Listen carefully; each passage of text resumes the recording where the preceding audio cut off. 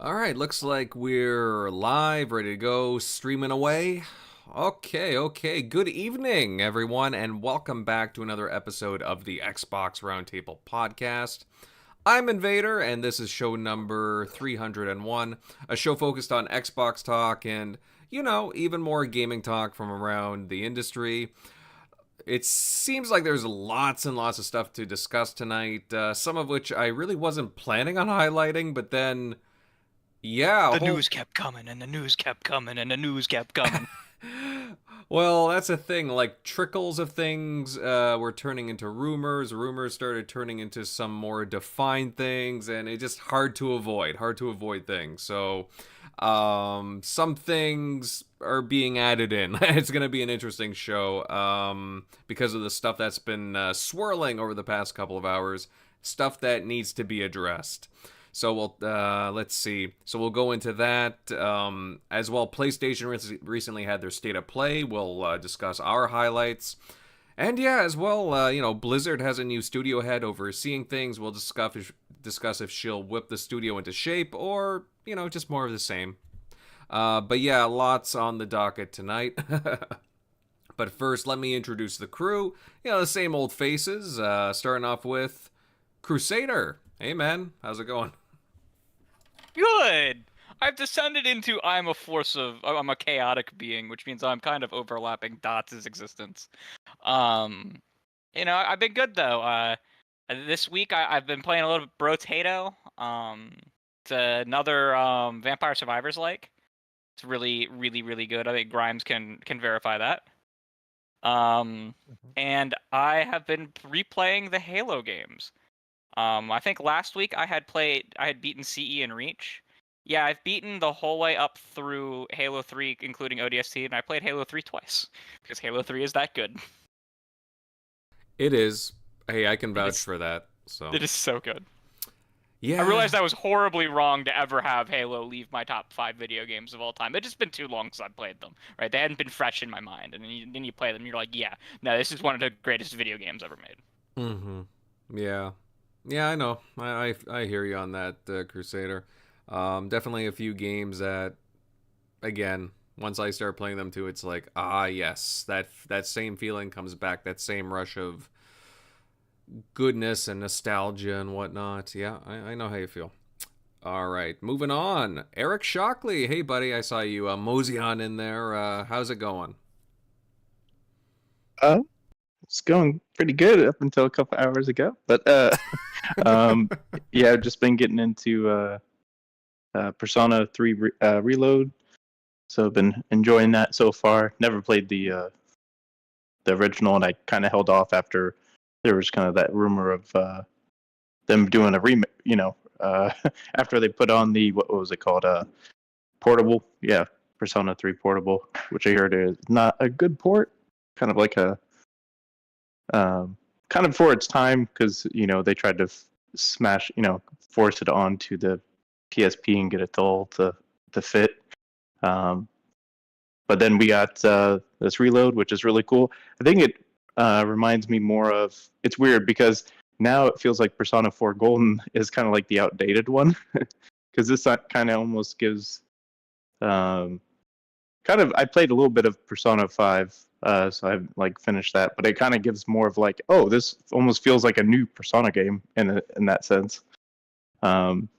Just like graphically updated and just kind of how the character models and everything, and like animations definitely, maybe not to the degree like Persona 5 if you played that one, but it not far off from it.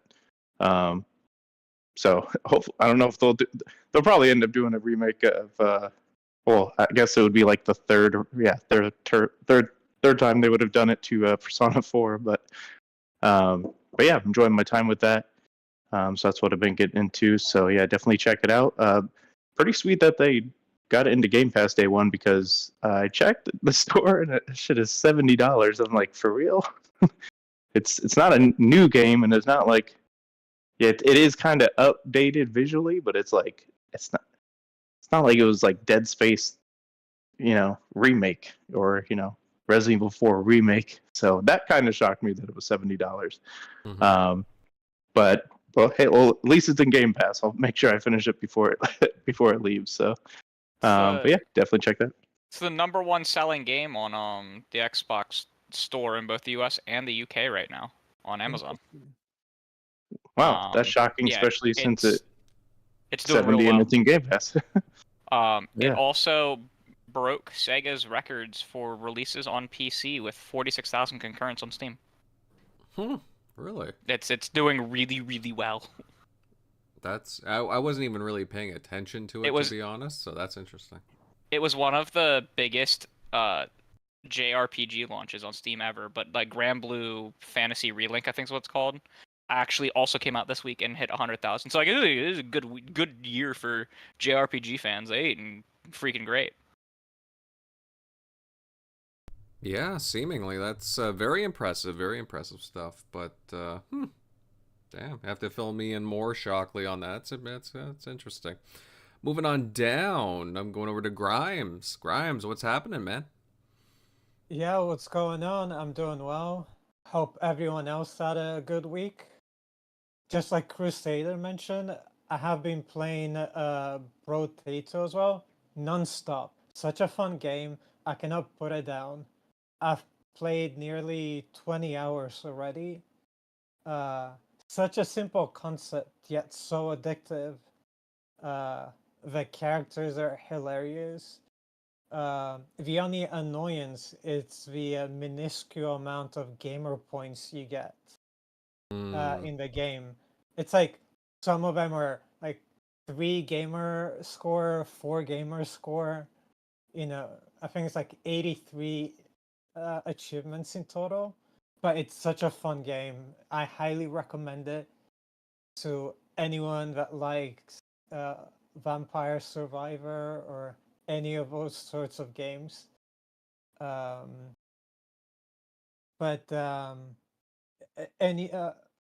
also installed Persona 3. I can't wait to play it, but I ain't touching it until I finish Brotato.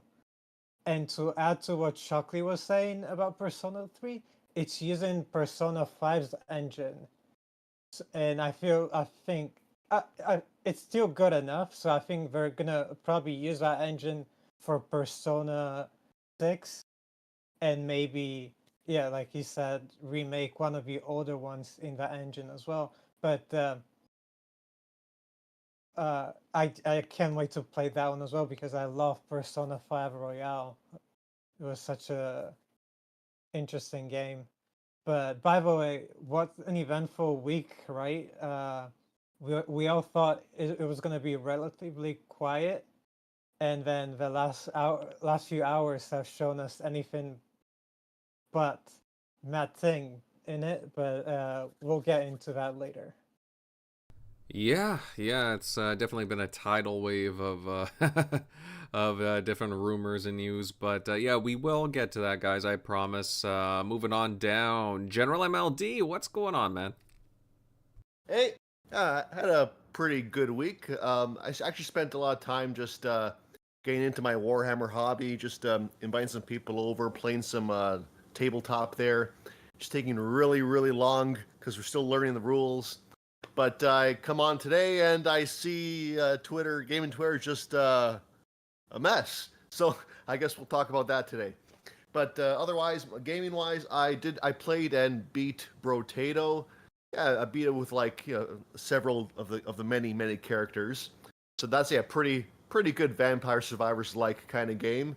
And I'm still chipping away at the Sci-Fi Racer Redout, and I tried Persona 3 Reload on Game Pass. Only played like an hour or so, but so far so good. I'm looking forward to that. So yeah, that's it for me. Nice. Yeah, because didn't you beat Persona 5, if I'm not mistaken? I did. That was my first Persona game ever played. Put 100 hours into it. One of the best JRPGs I've ever played in my life. So it's a pretty high bar. I wonder if Persona 3 can match it. But even if it gets close, I still think I'm going to be in for a great time. All right. Yeah. I mean, again, I've never touched Persona before, but I am very tempted to try it out. It's a time sink. Have 100 hours set by. So Good to know. Good to know. All right, rounding out the crew here tonight, we got Dots. Dots, what's going on? Not much.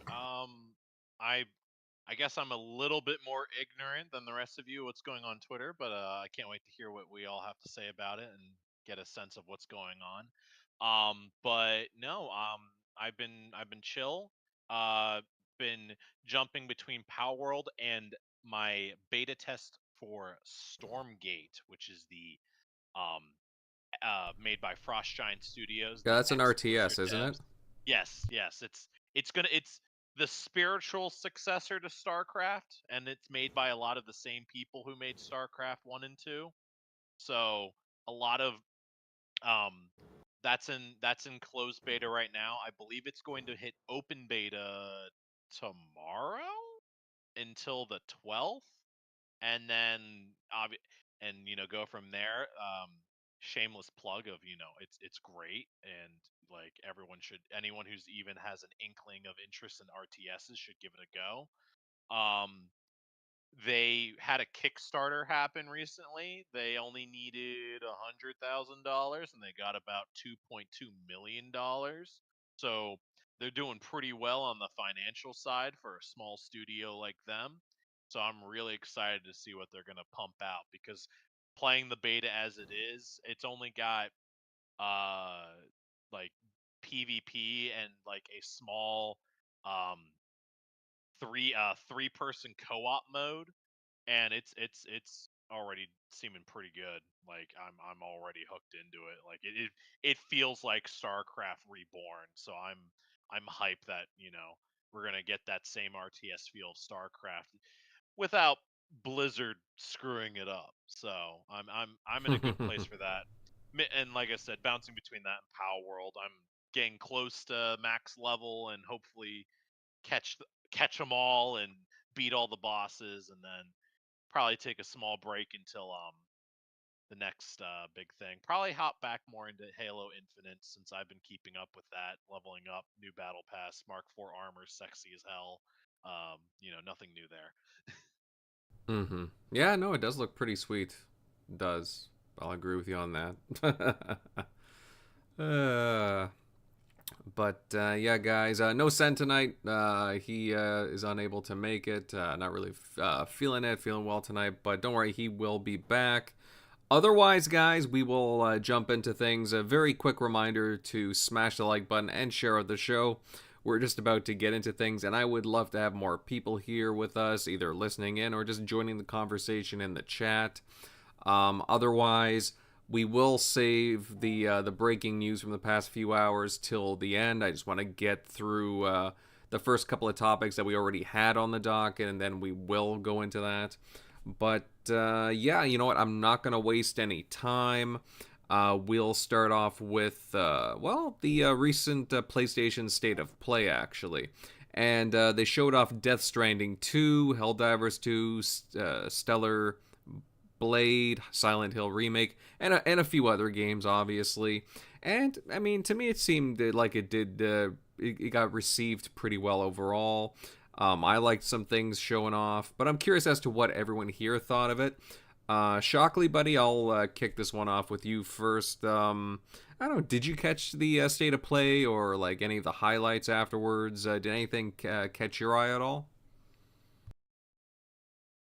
Definitely Stellar Blade. That was probably the one I was already kind of looking forward to, like back when it was still on Xbox.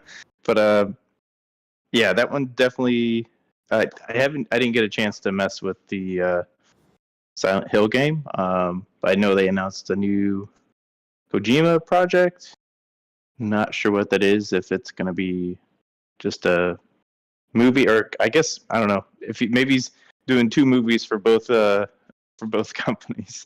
But we'll see on that one. I may have missed it if they showed off Death Stranding, or the sequel Death Stranding 2. But it's cool that he's doing more projects. So, or it's cool, especially since he no longer has like a big publisher behind him, like with Konami. But I'm just trying to think what else they showed. Was there anything else, other major I couldn't remember. I remember Silent Hill and a few others that I saw some of the clips of. I mean, I was personally, I liked them showing off Judas personally. Okay, I think I missed that one. But out of what I saw, from what everybody was like reposting as far as like the clips and definitely Stellar Blade, that looks like a really cool action game. Obviously, everybody's looking at it for other eye candy. There's some funny shots that people were just. I was like, what? Yeah. I was like, this must be from Stellar Blade. That's. I know exactly what you're talking about. Yeah. Yeah, I was like, I'm pretty sure she had a bodysuit, but I kept seeing this like skirt picture keep going. I'm like, what the hell? Why is everybody reposting this? But yeah, I was like, oh, this must be Stellar Blade, but that's the funny part. Like, I think that's why most of that game has gotten. They know what they're doing with the. But at the same time, though, model. I mean, I see the environments, I see the gameplay. Like, to me, it looks pretty good. Like, yeah, especially for being like a small studio that needed, that had to kind of cut off like 2 other platforms and take the funding from Sony to probably keep their doors open. I imagine we'll probably see that game eventually, kind of like which we'll get into later. But I'm sure like it'll probably be like a few years down the line, probably. But kind of like the same with a lot of the other Sony partnered exclusives that like Sony didn't completely publish from like the onset, but yeah, hopefully it's a game that we see on Xbox that it was originally announced for. So I imagine that they'll eventually, after some point, come to the platform. So, but that looks sick, and I definitely need to download the Silent Hill. Is that the one from? Is Bloober Team behind that one? No, they're doing the remake. Oh, okay, gotcha. So the actual new one. Okay, cool. I need to download the. Forget what the name title. Silent Hill Short Message, and it's free. Short Message, yeah, that's what it was. Yeah, definitely want to try that out. I think the last Silent Hill I played was probably The Room, which was cool. Like I didn't really play many of the other early like PlayStation ones, but that one was a really cool concept and kind of mind mind screw up and try to keep PG, but that one was really cool. I like that concept back on the on the PS2. So but yeah, hopefully we get Silent Hill back in the gaming space as far as like prominent, because they had so many releases and so many like quality hits, and then it just kind of like, I think it was after, what was that one on 360? I think like after that they kind of just let that series die. But yeah, hopefully that comes back, whether it's on PlayStation. I got a PS5, so I'll play it. So but yeah, it's cool that seeing them to show off their state of play, and then hopefully we'll continue on. I like this flow better, so it's like we get so many more shows throughout the year. So it's cool. Xbox just had theirs, Sony, and then hopefully we'll get maybe a few more right before the June-ish, summer-ish showcases. Mm-hmm. But yeah. All right, fair enough. Yeah, I mean, I would say they definitely had a few things. Dots, did you happen to catch it at all? The state of play, and if so, did anything like kind of strike your fancy? Yeah, I did watch it. No, it was a good show. Obviously I've seen trailers for it before, but the Helldivers 2 is still selling me. I'll obviously be playing it on PC, but that every time I see something for that game, it just keeps looking better and better. Death Stranding 2 only had me interested for the sheer fact that Kojima is a absolute lad, and I haven't played the first one, but it's slow. The second one, just the trailer for it is slowly pulling me into the idea of playing the first one, just so I can get a sense of what the hell is going on. The man's a genius, and it just everything looks so good, even though you will almost never understand what is going on. No, otherwise, I mean, Stellar Blade kind of looked like a weird combination between Code Vein and Nier Automata. No, it didn't really seem like anything special or unique to me that I would be interested in. And I've already completely forgotten anything about Judas, so I'd give the show like maybe a 6, 7 if I'm generous out of 10. Wasn't mind blowing or anything, and the coolest thing was just Kojima giving us a second showing of his face this year, and the fact that he's got this partnership with Xbox to work on his cloud game, and now this partnership with PlayStation for not only his Death Stranding 2, but also with his new espionage game that already people are claiming will be the next Metal Gear, and that he's working with what was it, Columbus or Columbia, whatever two is the film people. But working with the filming industry and video games that closely, not just, hey, this is going to be cutscenes. It's like, no, this is going to be a full-on playable movie of some sort with his profession in the espionage genre. I'm excited to see what he's gonna do, because once again, it's gonna look beautiful. It's gonna be timeless, but we're like years later, we're still not gonna understand what the hell is going on, because to this day, people don't know what the hell is going on in Metal Gear, and that is the way it is supposed to be. So yeah, no, I'm interested. I mean, if anything, the state of play more felt like Helldivers 2 trailer and the Kojima the talk show. So yeah, no, that's my take on the state of play.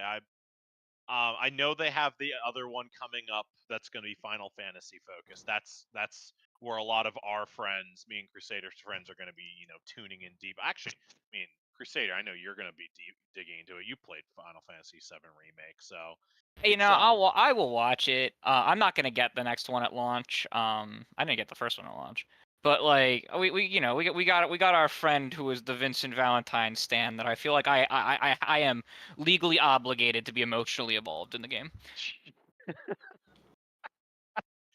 and everyone wants to know, will Aerith get stabbed like the original game? And if you're saying that spoilers, screw you. The game's been out for... spoiler of all time. Oh boy, Snape killed Dumbledore. Oh, the biggest gaming spoiler that's been spoiled for everyone of all time. So no, I'll be curious how the next state of play goes, but well, I think Helldivers comes out this weekend, I believe. Very soon, yeah, very soon. Yeah, it's within the week, so so yeah, I'll be curious to see how that is on launch. I heard a lot of the early access content or whatever, the pre-order bonus and stuff, you can all earn in game for free by playing the game. So stuff that's always a good sign to hear something like that. It always gives me hope that they stick to that. Unlike a certain Halo game that if you see that armor, you can earn it in game without having to pay for it. And that got pivoted. I still like Infinite. It's still fun to play. The new armor's great, but microtransactions in Infinite have still been kind of atrocious. Yeah, I'll agree with you on that. Like the pivot. Good with the bad. Yeah, like the pivot was great, but I know what you mean. Like, yeah. But so yeah, no state of play. Average rating. Once again, I feel like the focus was more on Kojima than anything else, which I won't complain about. But beyond that, Helldivers got an interest. Death Stranding 2, cool. The other two games, I'll forget about by the end of the month, if not by the end of tonight. All right, that's fair enough. But at least a couple of things caught your eye, which is nice. Let's see, Grimes. Grimes, I'll head over to you next. Did you happen to catch the state of play at all? Yeah, absolutely. I watched it live. There were definitely a few games that got my attention. Um, but I'm gonna start with the Silent Hill games. Both of them, especially, I mean, I'm gonna start with Silent Hill 2. That game looks like it's a long way off, judging by what they showed us. Um, I'm not gonna fault Blueberry Team for the way it looks because it's a very small studio. Um,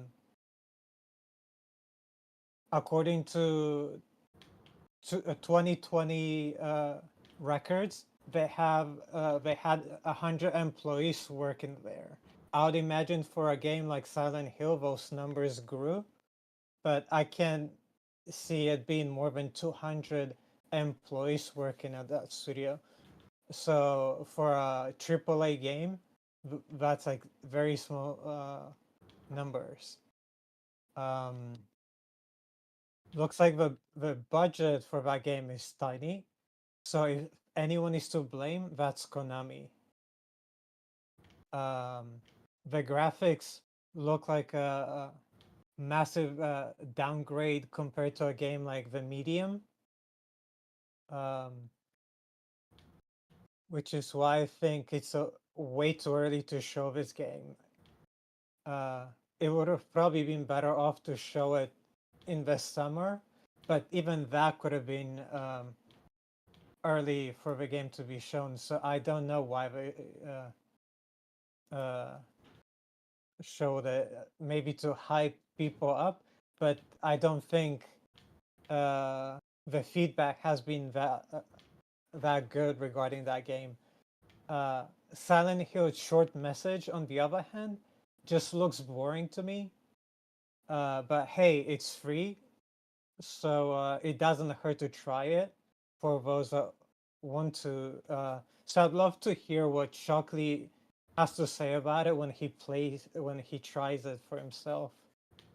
Um, the two that impressed me the most are obviously Death Stranding and Judas. With Death Stranding 2, you get more of the same. Great cinematics, uh, amazing acting, weird story, and more FedEx delivery gameplay. I honestly was hoping they would tone it down with the package delivering, but I guess not. Sony will save that for their next espionage Kojima game. But yeah, I love the characters in Death Stranding. The universe is cool. Um, I actually need to finish the first one. I need to transfer my save to the Director's Cut Ultimate Edition because I upgraded it during the holidays. It was on sale for like $5, so I upgraded. Um, but yeah, I love Death Stranding 1, so I'm sure Death Stranding is gonna be even better. There's really nothing to say about Judas. We saw very little gameplay, but it does look promising. It's essentially BioShock meets Dishonored in space. Judging by Kevin Levine's previous work, the story should be a fun one. Then there's Stellar Blade, which to me looks like a mixture between Bayonetta and Nier Automata, but it's a PlayStation 5 exclusive, so we'll have to wait a while before we get a chance to play it. And oh, and I'm looking forward to checking Team Ninja's Rise of Ronin whenever it hits Windows on the Steam store. But apart from that, I didn't really care much about the other announcements. All right, that's fair. That's fair. Yeah, again, they had quite a few interesting titles there. I'm like you. I am really interested in Judas. I just wish like they would show more of it. Again, this is for all platforms, or at least Xbox and PlayStation. But I definitely do want to see more of that because, yeah, it does give off those Bioshocky vibes, but in space. So very curious on that. Yeah, otherwise Stellar. Yeah, Stellar Blade looks pretty good. But yeah, thank you for that commentary there, Grimes. Next, Crusader. Crusader, did you happen to catch anything from the state of play? Yeah, I'm gonna be incorrigible tonight, and that's just because I'm in the mood that I'm in. So I actually ended up waking up for the state of play halfway through it because I was taking a nap and I overslept. And I woke up and the first thing I was greeted with was Metro VR, and I was sad. I actually think I screamed in my basement, "No!" I'm not a VR guy. I think everyone on the show knows that.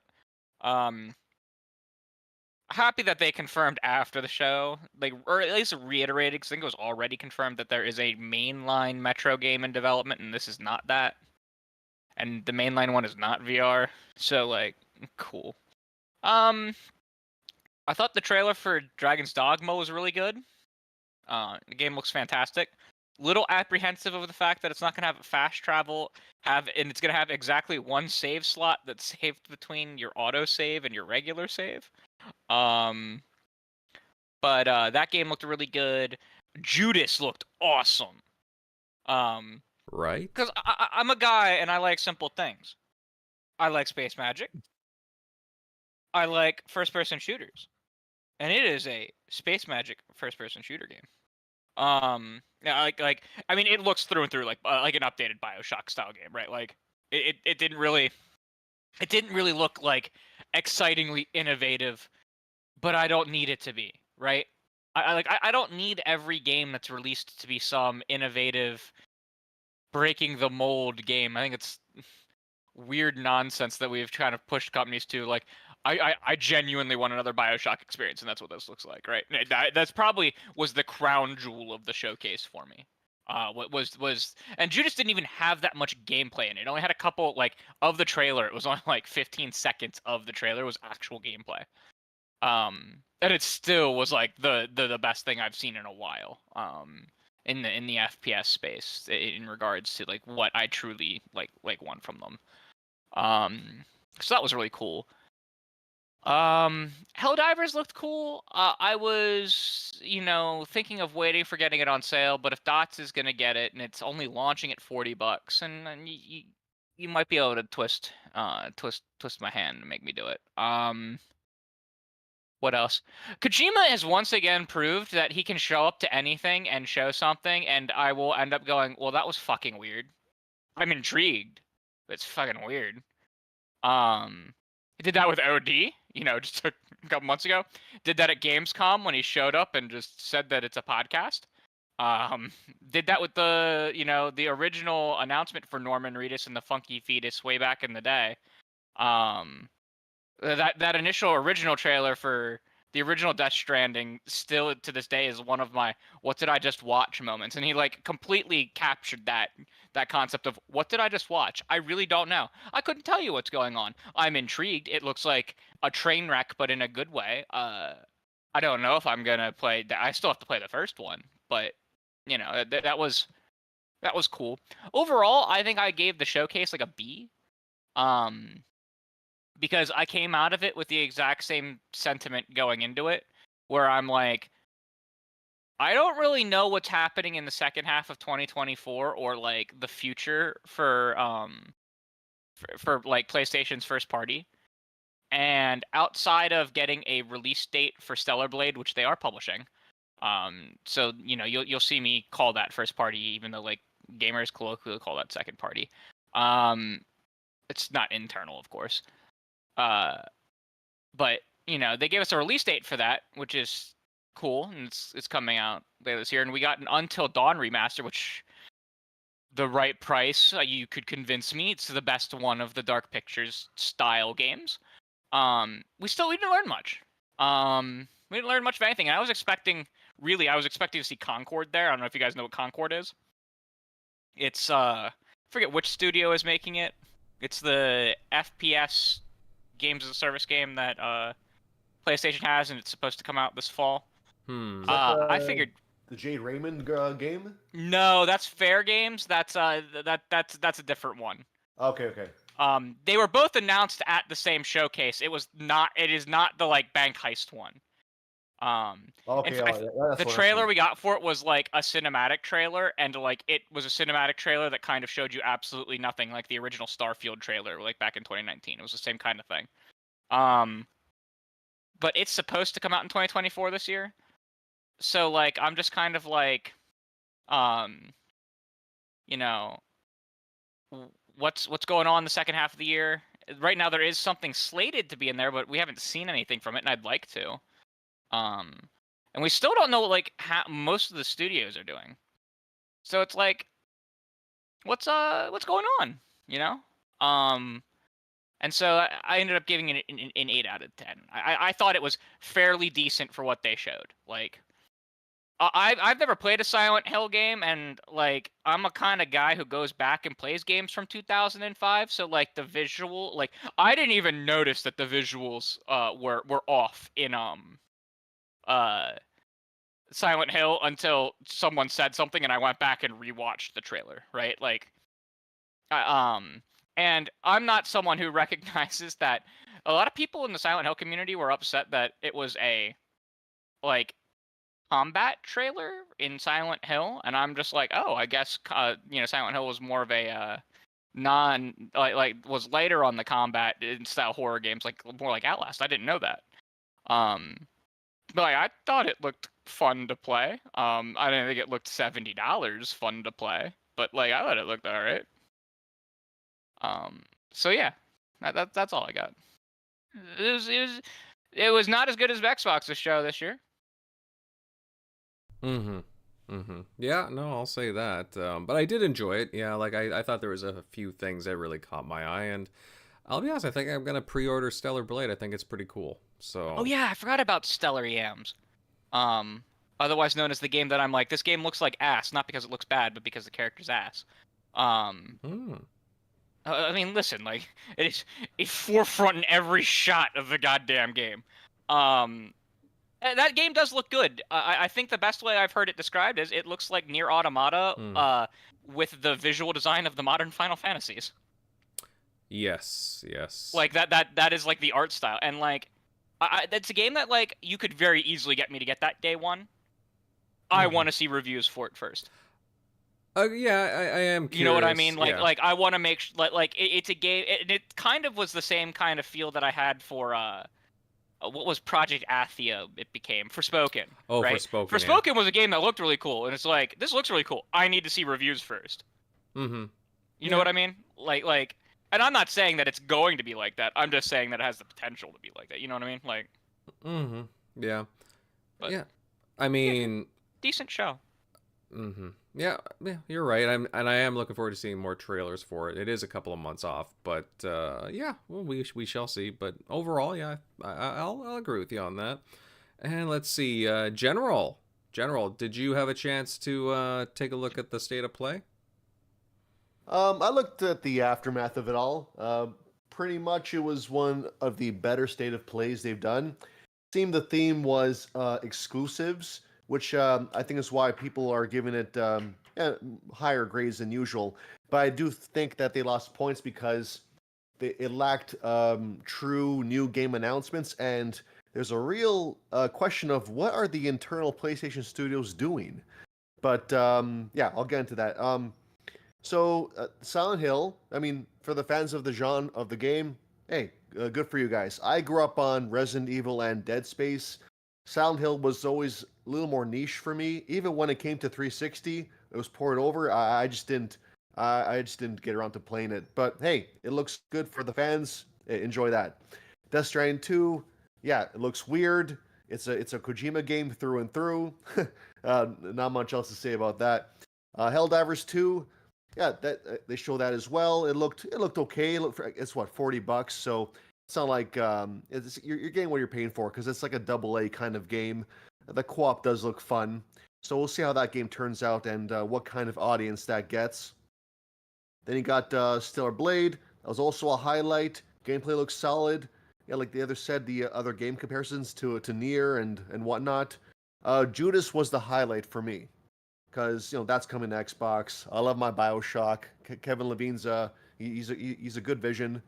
So I mean, I played Atomic Heart last year. That was like Russia BioShock. That scratched the itch a bit, but I need more of that, And I can only replay the original BioShock and BioShock 2 so many times before I want something new. So I hope Judas comes out in a good state, and I'm looking forward to that the most. But I just think that I want to go back overall, though. The whole commentary that people were saying, all these games are great, and all of these games are exclusive. And many would argue that's all that counts. But again, people are pointing out that these are third party, and I think one of the remaster for that one remaster game coming out. But overall, they are published games as well. There's no first party, like internal first party games, because I myself count published as first party. Like say Flight Simulator, I'll call that first party. So I've always counted those. But there is still a notable absence of internal developer studios. And I'm looking back, like 2023 was just the biggest game they had was only Spider-Man 2. And much of the core map was built off the 2018 Spider-Man game. And then we don't really know much about what they're doing this year with internal studios. It's all third-party deals and published games. And to that, I just want to say, like, hey, Xbox has come a long way. Because where we're at now, Xbox has a steady flow of first-party games. And now it's PlayStation that is a little bit in the dry season.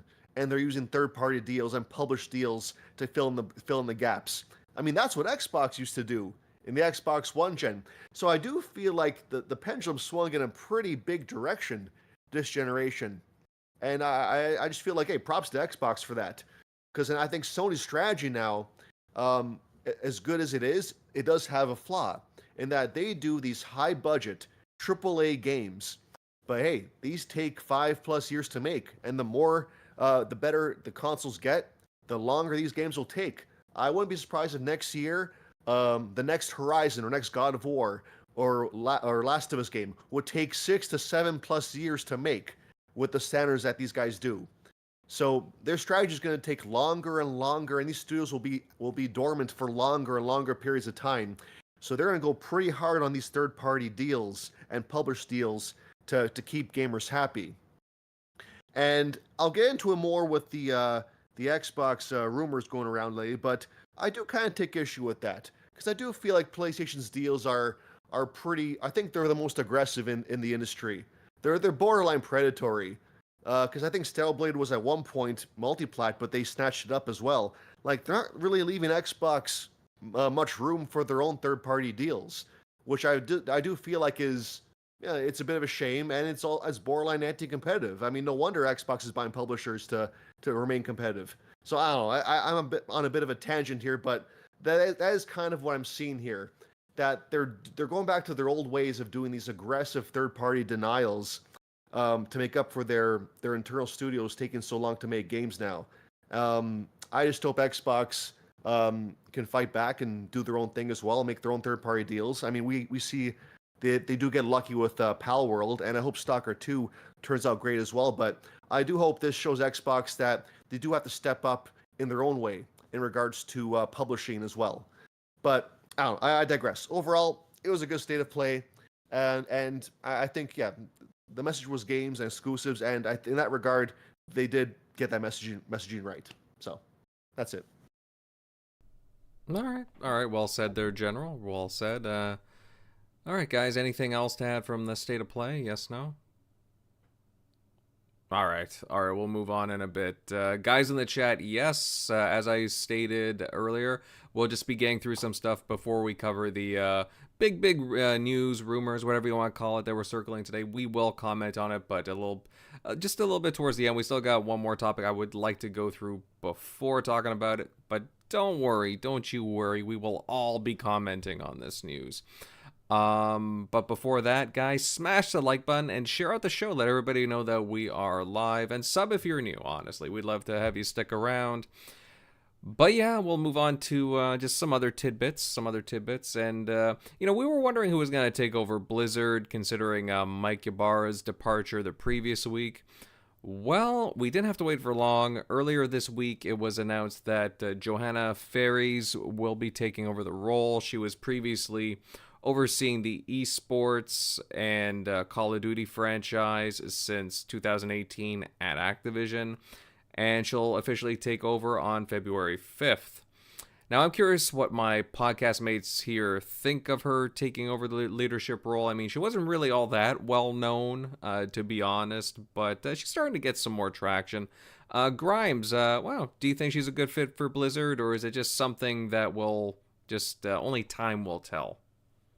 Yeah, time will tell. But first, she wasn't well known. She didn't even have a Twitter, and she made one just for the announcement that she's becoming, of her new position at Blizzard. So, yeah. But first, I want to say congrats to her on the promotion and good luck. And for all of Microsoft's questionable decisions of late, this is something that I applaud. Given another high level position to a qualified woman on its Xbox leadership team. I think that number is now up to 7. Will she be another Sarah Bond? Yeah, time will tell. I don't know, but her background is promising. So for anyone that doesn't know much about her, she studied at Harvard University, and in 2009, she got her start in the NFL as a coordinator in business innovations and development. She then worked her way up to several other positions, including sponsorships, product licensing, marketing strategy, and fan development. And finally, vice president of club business before moving to Activision in 2018. It's interesting finding out where she started, because people often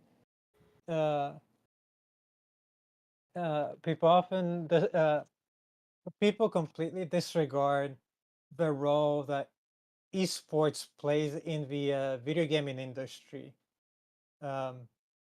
and don't take it seriously. Even gaming studios don't respect some of the people working in the esports divisions. But here we are, and that's where she started in Activision as a Call of Duty esports commissioner. And in 2021, she she became the GM of Call of Duty. She was also honored with most popular, oh my God, most powerful woman in sports in 2020 by Sports Illustrated. And Fortune magazine honored her with under 40 most powerful women under 40 in 2019. Again, time will tell in what direction she takes Blizzard, but I think it's a much needed change given the culture there. For far too long, it's been a macho culture, and I think she will definitely implement a change there. And her background in business, as well as dealing with fans, especially passionate fans, like in the NFL, I have high hopes for the future of Blizzard and their games. All right, fair enough. I mean, the only thing that I would say is, at least on the Call of Duty end, Like the past couple of Call of Duties that were under her tenure, I don't know. They didn't really jive with me personally. I mean, me neither, but they still were like one of the top selling games of a year. hmm I personally haven't played a Call of Duty game since the 360 era, so I can't tell you if they were good or not, but people kept buying them, so.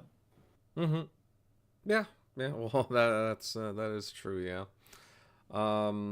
Let's see here.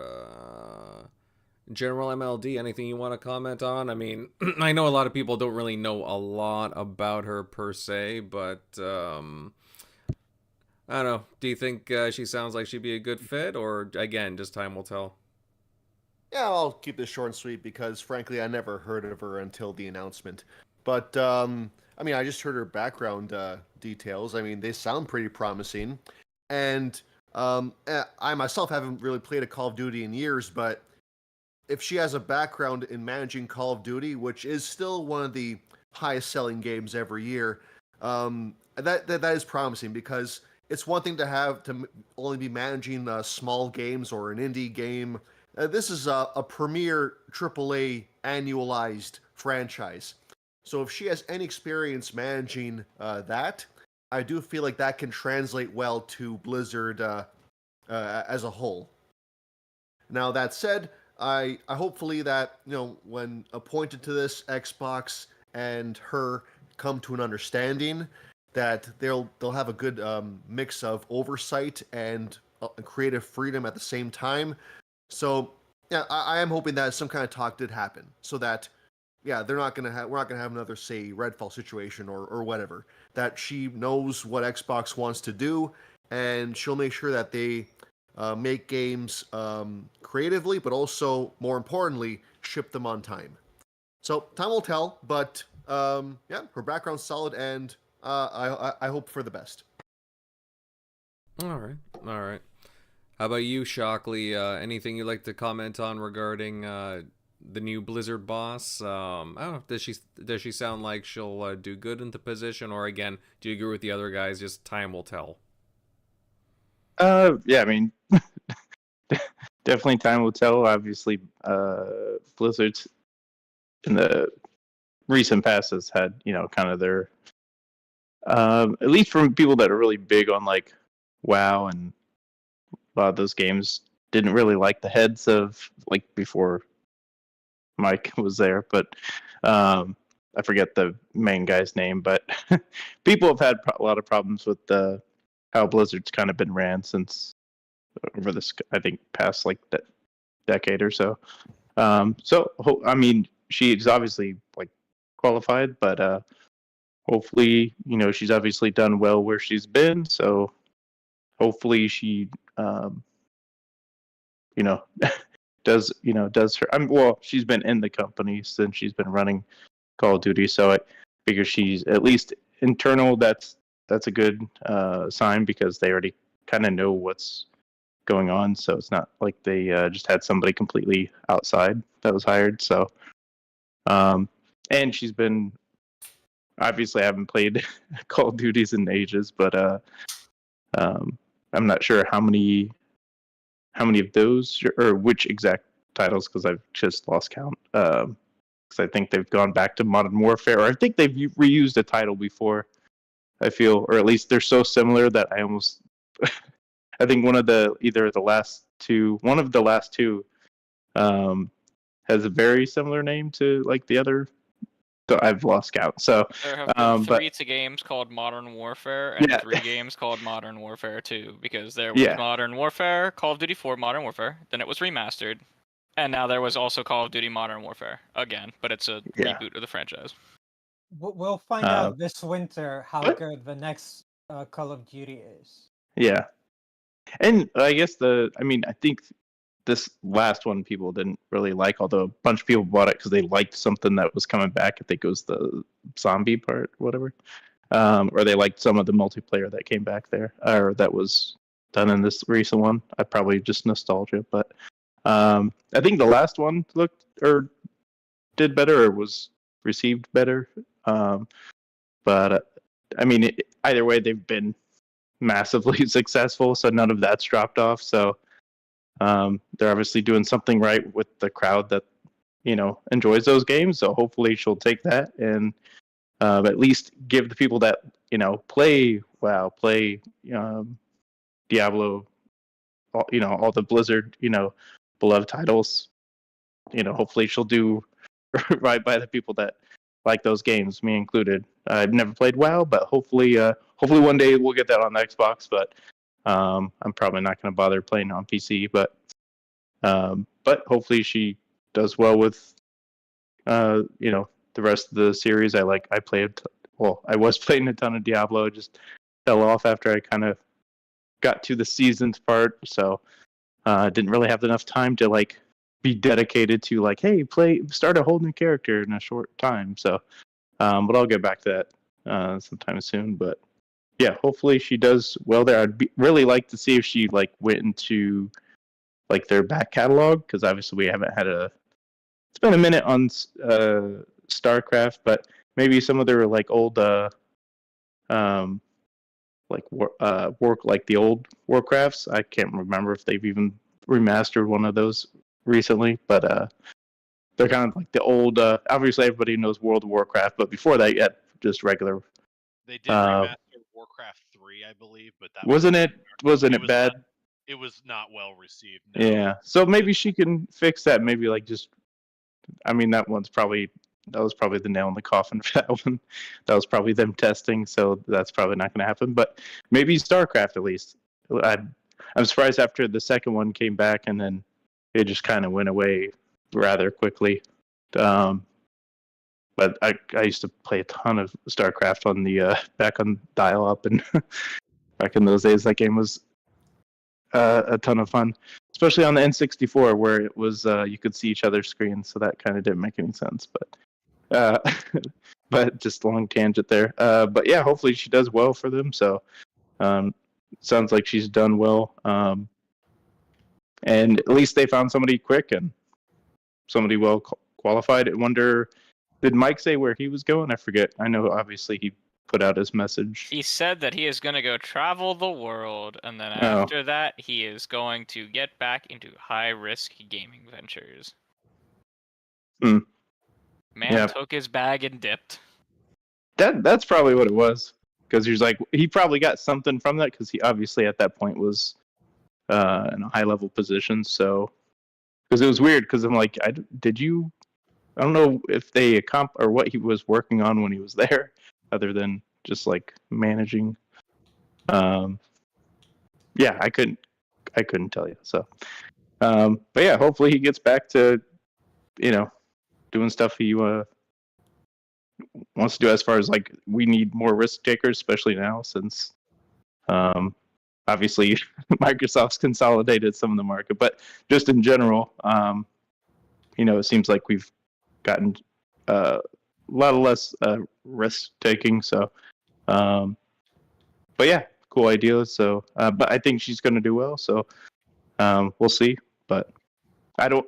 Yeah, it's so weird that she didn't have no one really knew who she was until other than the post. Obviously, others have talked about in Forbes or whatever. But yeah, because most of the other execs usually have some kind of handle these days, which you would think for networking purposes you would. But yeah, maybe we'll see more of her probably not though. She's probably one that's probably why she doesn't have a Twitter, because she's probably not, or an X, because she's kind of like the other Sony execs, not gonna engage into the community. Obviously, it's not her job. So, but yeah, hopefully all good things. But Blizzard really needs it, so because of what they've kind of gone through with some of their execs. So. All right. Fair points there, Shockley. Well said. Crusader, I know you're going to be short and sweet here. Just any commentary at all on the hire or no, or the promotion, I should say. Neat. I don't know. I mean, I don't. she's a name that I've never heard of before.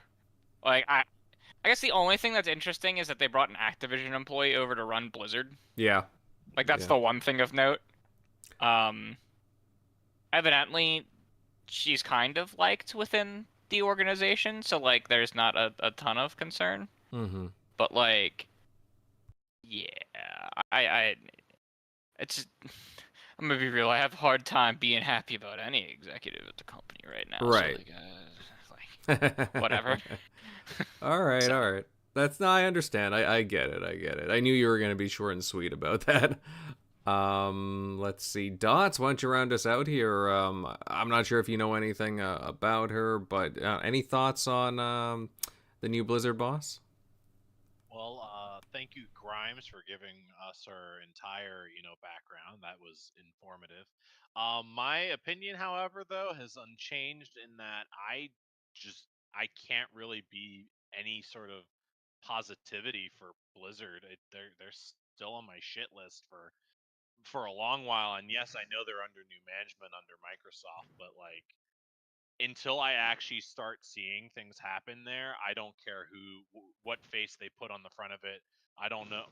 Like I feel bad for her if she ends up being a scapegoat for the next bad thing that happens at Blizzard. But I'm just Blizzard has not been doing well for me obviously not even just going over the silly petty of StarCraft 2 hasn't gotten any support in literal years, isn't even really mentioned at BlizzCon anymore, but like WoW is in a mixed place and I'm not happy with it right now. Diablo, same issue. The seasonal models, the fact that the seasonal model of Diablo 4 is bad enough to the point where people went back to Diablo 3 because the seasonal model for that one was better. Pointing at Crusader over here. And in I don't even touch Hearthstone. Heroes of the Storm is a dead game. Like Blizzard is just not on my thing. And Blizzard Activision. I don't care until I see something that's worth my time. Be it putting their games on Game Pass. Wink, wink, nudge, nudge. I just don't care. It does not matter.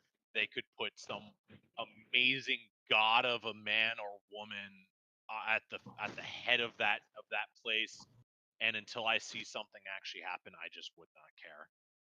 I'm deaf to. I'm tone deaf to it. I'm numb to it. All right. Well, I guess we'll see in the coming weeks and months how she does, and we get to learn more about her, right? But yeah, as I've been saying, just time will tell with her. Time will tell. All right. Let's see. I won't waste a lot of time here. I just saw some super chats. Let's see. Got some. Oh yeah. What do we got here? 1999 super chat from Face23BKNY. Thank you very much, my friend. Xbox strategy. Microsoft will still make consoles. All Xbox games will come to PlayStation, and Nintendo Xbox will make a console like Switch next gen. PS5 Pro coming this year. Game Pass stop growing. Maybe. Who knows? We'll get into that soon, pal. He also did a $1.99 super chat. Xbox will be the first to go all digital this year. Well, I don't know. I've heard that they're still going to be pumping out consoles. I don't think so.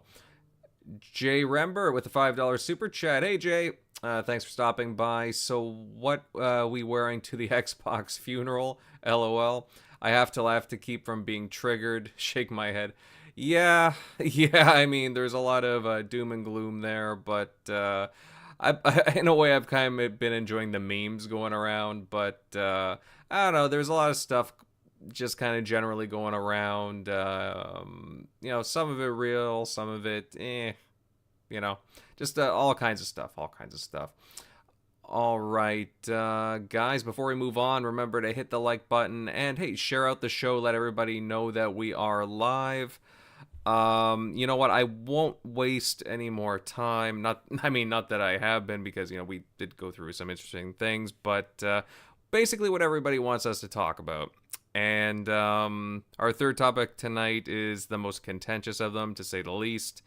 And I remember a few weeks ago we were covering rumors of at least at the time, of an Xbox game possibly going multiplat in some form. And, some were saying that it wasn't real, right? And we were covering it. Some people weren't, but, and slowly but surely it seemed to be ended up being a thing. It's still not official, but it may as well be from the leaks. I'm talking about Hi-Fi Rush. But, now there seems to be a blowout of info and rumors going around within the past few hours, with a wide array of games going to other consoles, including some mighty big ones from the sounds of it. And believe me, X is just on fire right now. Like, whew, man, somebody put a freaking flamethrower to it.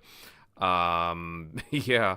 And I know everyone wants to get in on this one. However, Crusader, I know that you've been on social media, like you've been on the social media megaphone, basically all afternoon. Why don't you express things first? Like, what are your thoughts? These larger Xbox games. Yeah, please go ahead. So let's do some background first. Let's do a bit of background. And I'll start with the Hi-Fi Rush stuff from this week. On January 26th, the guy, some person on Tumblr, posted data mines from Hi-Fi Rush that showed a bunch of PNGs that were for shirts that the Chai wears in the game. And there are 3 that are identifiably. One is Xbox Green, says the word Shadow Drop on it. One is it's a reference to the overwhelmingly positive reviews for Steam, and one is a reference to like Epic and the Unreal Engine. Right. So those are definitively 3 platforms. Then there was 2 other ones that were red and blue, and they make references to like finally arriving and being able to play anywhere. The play anywhere would be on the red one, which is the Switch. It's portable. And so, like, they're the same kind of inside jokes that the other ones are. So, like, someone then took that image and posted it on Reddit, and then it blew up. And then the guy was like, wait, I just copied this from Tumblr. And then people were like, oh, it's deconfirmed. It didn't actually happen, when in reality, it was originally from Tumblr days ago and was a data mine that guy did. And so the internet was in a firestorm of didn't understand what was going on. I was able to independently verify the files were there. And a bunch of other people were able to independently verify that the files exist there. So Hi-Fi Rush, like 99.9999999% chance it's going everywhere, PlayStation and Nintendo. Like, the only reason it wouldn't is if for some reason our reaction today to the overarching news that goes beyond this is received by Microsoft in such a way that they completely pivot, which I don't think they're going to pivot at all. So that happened. And that kind of brought back up like the Sea of Thieves rumors that had happened earlier this year, where Stephen Totillo, formerly of Axios, now he runs his own gaming newsletter, was said pretty definitively that his sources, and he's very reputable, has lots of, he breaks lots of stories, is usually one of the first person that can get people to respond to him when he's asking for companies to make comment. He did a whole expose on KOTOR and stuff like that. He was like, yeah, no, Sea of Thieves is coming at some point this year, as far as I'm aware. And Jez was able to back that information up. I believe the wonderful Special Nick, over at Xbox Era, who is in our chat, I believe he was also said that he had heard the same thing. So like Sea of Thieves, is probably also coming too. That was what we had heard earlier in the year. And then today, rumors kind of started this morning, and I had heard them personally. Some people were in my DMs telling me about some of them, and then they just kind of cascaded and kind of kept like having stories written about them all day today. And I think the first one that broke today was Starfield on Xbox Era, and I believe it was Mr. Clark over at Xbox Era who wrote the story. I'm not 100% sure. Nick can yell at me in the chat if I'm wrong on that. Wrote that their sources say that Starfield. It looks like Starfield is going to be coming to other platforms. That they are looking to do it sometime after the Shattered Space DLC drops later this year. We also had a couple other sources report that Hi-Fi Rush is targeting the first quarter of this year. It's going to be announced within the next few weeks, and it's going to come out for March. We then had The Verge break a story that it looks like Indiana Jones internally, they're also looking at it to potentially be to go multi-platform. It'll launch as an exclusive, and then after some amount of months, maybe a year, they will launch it on PlayStation as well. And that basically internally, they're looking at basically they're looking at every game and determining whether or not they should port this to other systems or not, and what systems should they port it to. Should it be just PlayStation and Nintendo, just Nintendo? And Jez came out and said that this is definitely happening. There's definitely going to happen with some games. We'll find out how many. Some of Jez's sources, were telling him that it was only some games. Some of Jez's sources told him that they're basically looking at literally everything, every last thing. And on a very, very, very, very high level principle matter, I don't care about the concept of exclusives going away. Where I have a problem with it is when it's going to be one-sided.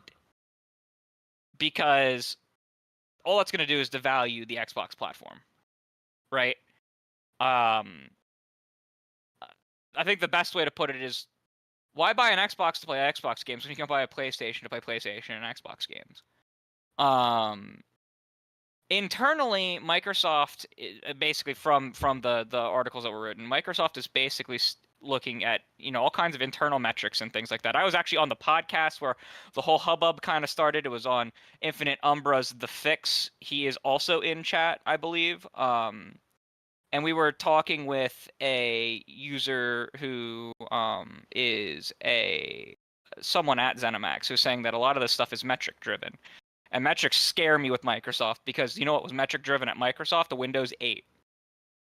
Everyone loved the Windows 8. We loved it so much it made Windows 7 last 5 extra years and double its install base. The operating system that came before it. We love metric driven Microsoft things. And it just I don't care that more people are going to be able to play the games. I don't have a personal value in me being able to play something and someone else isn't able to play something. I like the Xbox hardware. I like the OS. I like their backwards compatibility program. I like these things. And so I don't need personally the exclusives to exist. However, I fear that not enough people are going to buy the hardware anymore because I don't know that there's enough people that are like me to actually make it exist. That's why I view it as a high level. It's the perfect thing. All the games are everywhere. But if only Xbox is going to do it, then it's not a perfect system where, Xbox fans are being treated basically like dirt. And, are enough people going to buy the hardware to continue? Because backwards compatibility, is only as good as the both directions it goes in. You need it to continue into the future as much as you need as much stuff from the past. And Xbox is definitely not planning to get out of the hardware game, even at this point. All of the reports seem to say that. But it's great that you're not planning to, but when it comes to actually releasing it, will there be enough people to buy it? Yeah, Xbox One, exactly, Nick. Xbox One was also very metric driven, right? TV. And you can look now, this is literally how everyone uses their Xbox. Is everyone uses all the applications on stuff, but they thought that would be the product at the time that people would want, and it was eventually what people would want, but they did it without marketing games, right? And so I have 400 pieces of software licenses, not including DLC, that I own for the Xbox consoles. And like, I have a personal stake. If the Xbox hardware stops, then my licenses kind of die with it. And that sucks. That is awful. And that's why I've been kind of exploding today. Because like I said, I don't give two shits about who can play what game and where. I do care that my console, the consoles that I use have some kind of intrinsic value that companies aren't going to skip putting games on them like we see a lot with Xbox, right? There's a lot of third parties that'll skip putting games on Xbox, especially from Southeast Asia and Japan. And it's like, are the consoles actually going to exist in the future? Mm-hmm.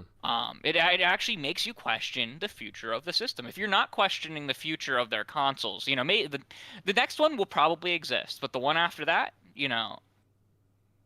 who's to say? Mm-hmm. Like how's the platform going to shape up? Because this is one of those things that if they go down this road, and even if it's only a handful of games, even if they only decide it's on a handful of games, everyone's just going to question, when's this game coming to PlayStation? They're not going to question if. It's not going to be an if anymore. It's going to be, when are we getting this? Even if Xbox has no plans. Everyone's going to expect Elder Scrolls 6 to launch on the next PlayStation if they put Starfield on it. Right? Maybe not launch day one, but come like a year after. Mm-hmm. And even if Microsoft had no plans to do that, well, too bad. Everyone's going to think that they can just wait. Yeah. I mean, and like, I see people saying like that Xbox won't stop selling consoles even if they only sell 10 million. Listen, they sell the consoles at a loss. They don't make a profit on the hardware. They make a profit on people buying stuff on the store and subscriptions. And if there's not enough people buying stuff on the store and making subscription revenue, they're not dummies. They're not gonna keep doing it. There's no reason to.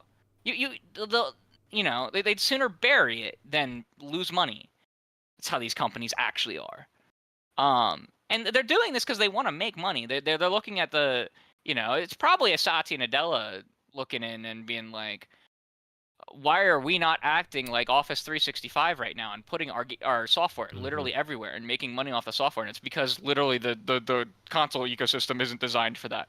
If it was, and PlayStation was just, and PlayStation was treating their software line and their hardware line separate, then it wouldn't be an issue. Fundamentally, I would not care. I right? guarantee you, though, Crusader, it is Satya Nadella, or yeah, it is. It almost certainly is, because they spent all that money, right? And right. they want to see a big return. Now, granted, like, Satya's been pretty good with generating lots of return for Xbox overall, especially with Azure and other services. Like, he's been pretty good that way with live content and whatnot. But it's very interesting to me. I do get that vibe that it's definitely more like, it's not so much like the Xbox management, but it's just Microsoft as a whole. Because, I mean, what were those words he said? Let us compete. Yeah, right. And we had Aaron Greenberg out there saying that Starfield is definitively an exclusive, not a timed exclusive. Doesn't look like that's the case anymore. Right, I wouldn't actually be shocked if there was a class action lawsuit about that, because that is definably for 2 years they said that to people to get people to buy this. Yes, it's exclusive. The hardware, and then suddenly it's no longer the case. Not 3 years later, right? That's not something you can easily get away with. It's ridiculous, and. You look at something like Sea of Thieves, and I've been talking a lot about Sea of Thieves personally because that's a big one. It's a big one because Sea of Thieves was really the only hyper success story, new IP specifically, hyper success story, new IP of the Xbox One generation. I don't think that's really a debatable statement. Ori was also successful, but not nearly. It was critically successful, but I don't think it wasn't a sales. It wasn't a sales or user engagement success like Sea of Thieves was. Sea of Thieves, has had over 30 million players. Right, that's massive engagement. And you look at Sea of Thieves, and you hear that they're going to put Sea of Thieves on another platform. That means one of two things. right? There's two logical steps that you can take. Number one, it means that live services are definitely going to go everywhere, right? If your game has multiplayer and in-app purchases, it's gonna go everywhere, right? And then that brings up the question of how are Halo and Gears of War actually different, right? Because if a game with 30 million players in the Xbox One era cannot be defined as platform defining, then either no game is safe that is multiplayer and service based, or nothing after the Xbox 360 fucking matters for generating like the kind of platform brand identity that Halo and Gears of War have, right? Because if you're gonna say it's brand identity, there is no way that you can look at me with a straight face and say a 30 million player live service game is not iconic to the Xbox brand. You cannot look at me with a straight face, because I'm fairly certain that is more than any individual Halo or Gears title ever did on their own. Like, no one can look at me with a straight face and tell me that Sea of Thieves shouldn't be brand associated with Xbox in the exact same way that Halo and Gears of War and Forza are. In fact, it's really the only other IP that they own that you can even say that about, right? And it's just shocking to me, right? That people are so easily ready to dismiss Sea of Thieves when it really is the same concept as Halo and Gears. And I've heard some people say like there's not many pirate games out there, and they want to try and get a market that doesn't exist before, like someone Skull and Bones, like before that can even have a chance to take off. I don't think Skull and Bones will go anywhere. I think it'll fail massively. No. But there really aren't that many third-person shooter multiplayer games out there either. The only really big one is really Fortnite in the multiplayer space, right? And that's very different from Gears of War. It's a battle royale. I guess technically Warframe is a third-person shooter multiplayer game. It's not PvP. Like, it's not the same audience. That's why I brought up Fortnite, because Fortnite's the only other one that's really PvP. You know what I mean? Like, there were some older ones back in the day, like Uncharted and Last of Us and stuff like that. But like, I can't think of another one today that has any level of success in comparison to Gears of War. The Division. The Division, you could argue. The Division, I would accept an argument for the Division. That's very reasonable. Like I said, that's why I couldn't think about it. And I guess GTA 5, but do people really play the GTA 5 like PvP modes that heavily? I've always thought of that more as like people doing the heists and people just messing around with like people in multiplayer and stuff like that, or doing the races and stuff. I guess you could count GTA, but like there really isn't an arena shooter like my point is there really isn't an arena shooter like Gears of War on the market in the same vein. Like it has its own niche, and really there isn't an arena shooter like Halo either, but people aren't ready to talk about that. And so I'm like, you do this, you do this with Sea of Thieves, and guess what? You have opened the door to do it with Halo. You have opened the door to do it with Gears of War, because they're just one step away. At most, they're one step away. And people don't like that discussion, but it's true. It's 30 million player live service game. Like, it's probably bigger than Halo Infinite. And so, I'm just sitting here and I'm like, Xbox is going to kill its brand identity. They're going to say that Game Pass is going to be enough to keep people. And it might be enough to keep some people. But, like, Halo does rule. I agree with you what just happened. Halo does rule. Mm-hmm, I love Halo. Correct. Right? And I'm not saying Halo sucks. I'm saying that they'll think they can sell it on another platform because it's that good. Right? I think we've had rumors. Now, these are more unsubstantiated, so I didn't really want to bring them up. But we've had rumors about MCC itself, right? We had rumors about MCC for years, right? That Microsoft was looking on and off at putting it places. And so, I could see a world where they put MCC more places. And functionally, as a player, that's not an awful thing. As someone who doesn't want my console brand to die, because I like playing on the console with the controller, with the backwards compatibility stuff. Mm-hmm. It's awful. And yeah, I don't think they plan to get out of the hardware space, but I think they might get pushed out of the hardware space.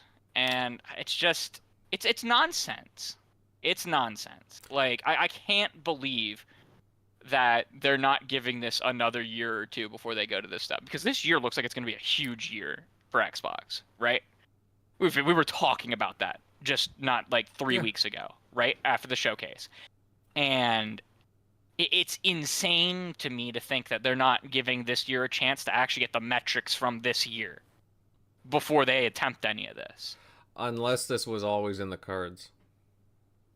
See, here's the thing. Based on, like, their testimonies and stuff at, like, the court cases and, like, how they talked about, like, exclusivity and stuff like that in deposit, like, when they were being deposed in the FTC trial, I don't think they were truly thinking about this as much back then as they are right now.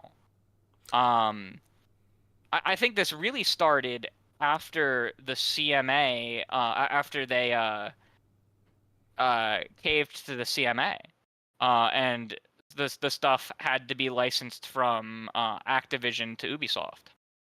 Because that's when the tones kind of shifted. That's when we started getting some rumors on and off, and like, we had the what was his name? Tim Stewart, was that his name? The CFO? Yeah. Yeah, we had Tim Stewart's statements, right? Where he legitimately said he brought up PlayStation and Nintendo and how they wanted to be on more screens, including them, right?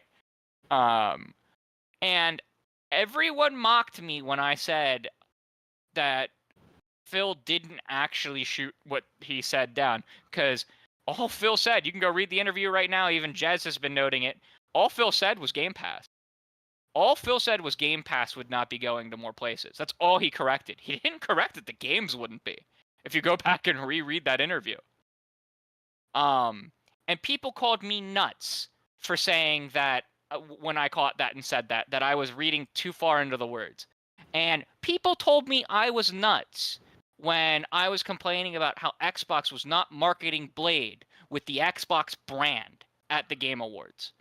Right? They did it a bit with Kojima's game, but they didn't do it with Blade. And I said that Xbox is sending a message by not being concise here. Well, the Xbox isn't messaging well, and they're not using their brand well. I didn't actually, if you go back and watch the videos, I thought it was going to be an exclusive, and Xbox was just being dumb and bad like they normally are with messaging. But now, I'm looking back at that, and I'm going, they didn't use their brand marketing with that because they don't know how they're going to handle that game. They don't know if it's going to be exclusive or not.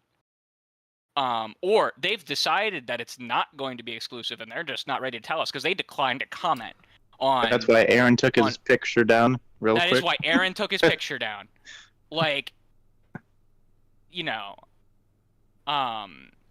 and I hear all this, and like, I go the whole way back to Bethesda at Microsoft's inability to communicate and set expectations, right? Because we had two entirely different statements within like a month and a half from Phil Spencer about how to expect things from games, from ZeniMax. He told us in one sentence that they'd be on a case-by-case basis.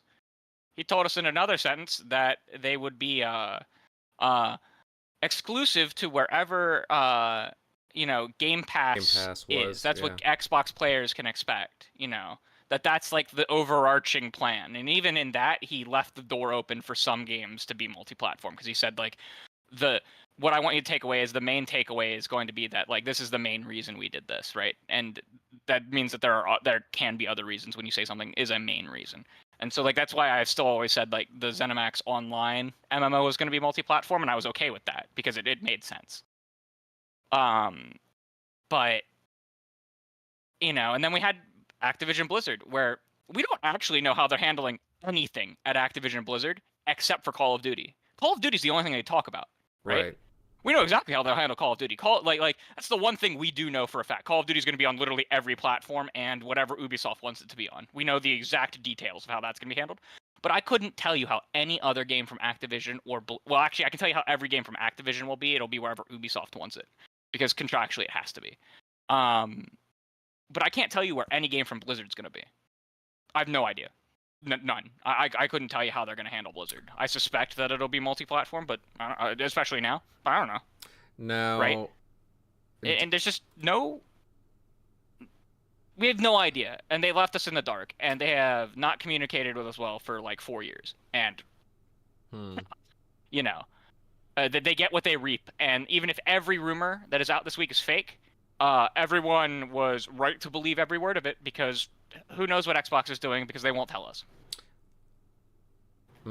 I mean, allowing these rumors to like go on and on and on like doesn't help. I'll certainly they've gone agree. on all month, and now they've gotten bad today. Now they weren't going to answer today. It's a Sunday.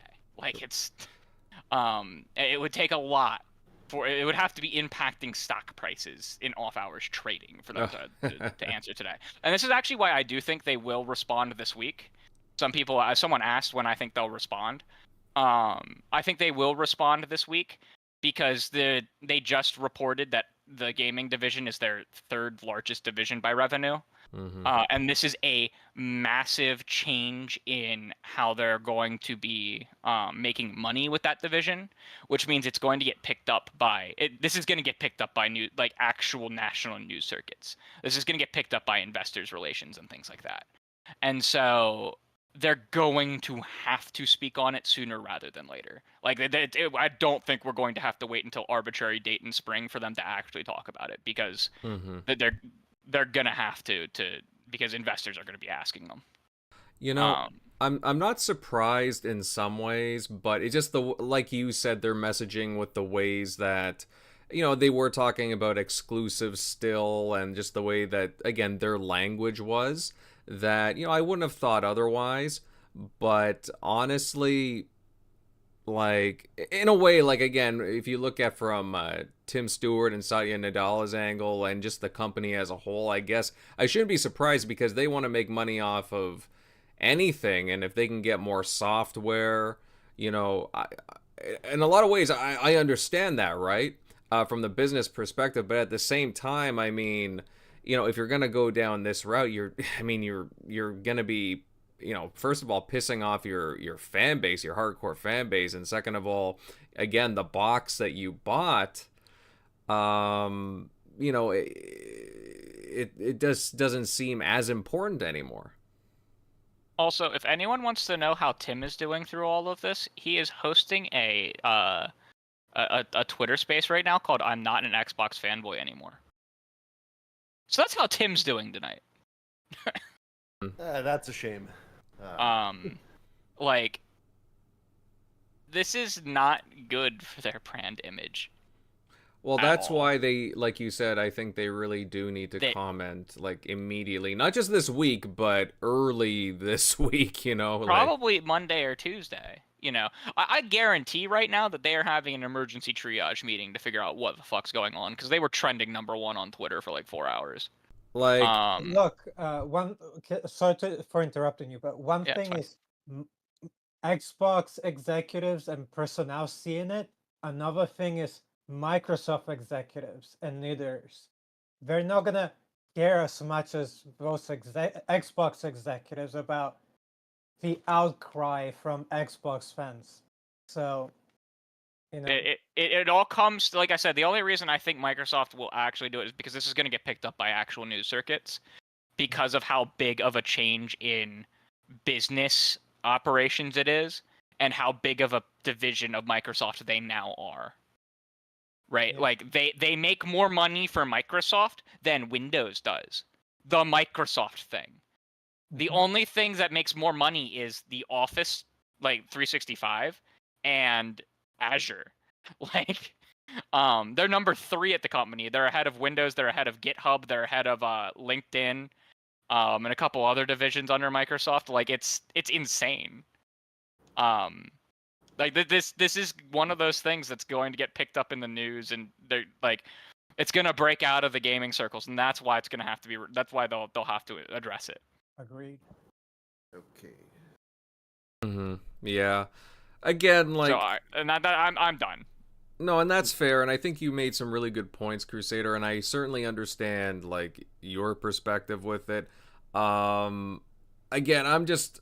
I guess I suppose I'm because I haven't been following things as closely. I guess I'm a little more just like kind of mellow right now with it, but I really want the Xbox personnel to like again comment if they could. It would be nice, hey, just reassure something like that. But yeah, I want to get everybody else's perspective on this. General MLD, I'll go to you on this. Again, you heard what Crusader was saying. I know you were just getting caught up yourself with things. You weren't on X for the past few days. So I'm sure this kind of stuff is kind of shocking in some ways. I don't know. What do you think of this?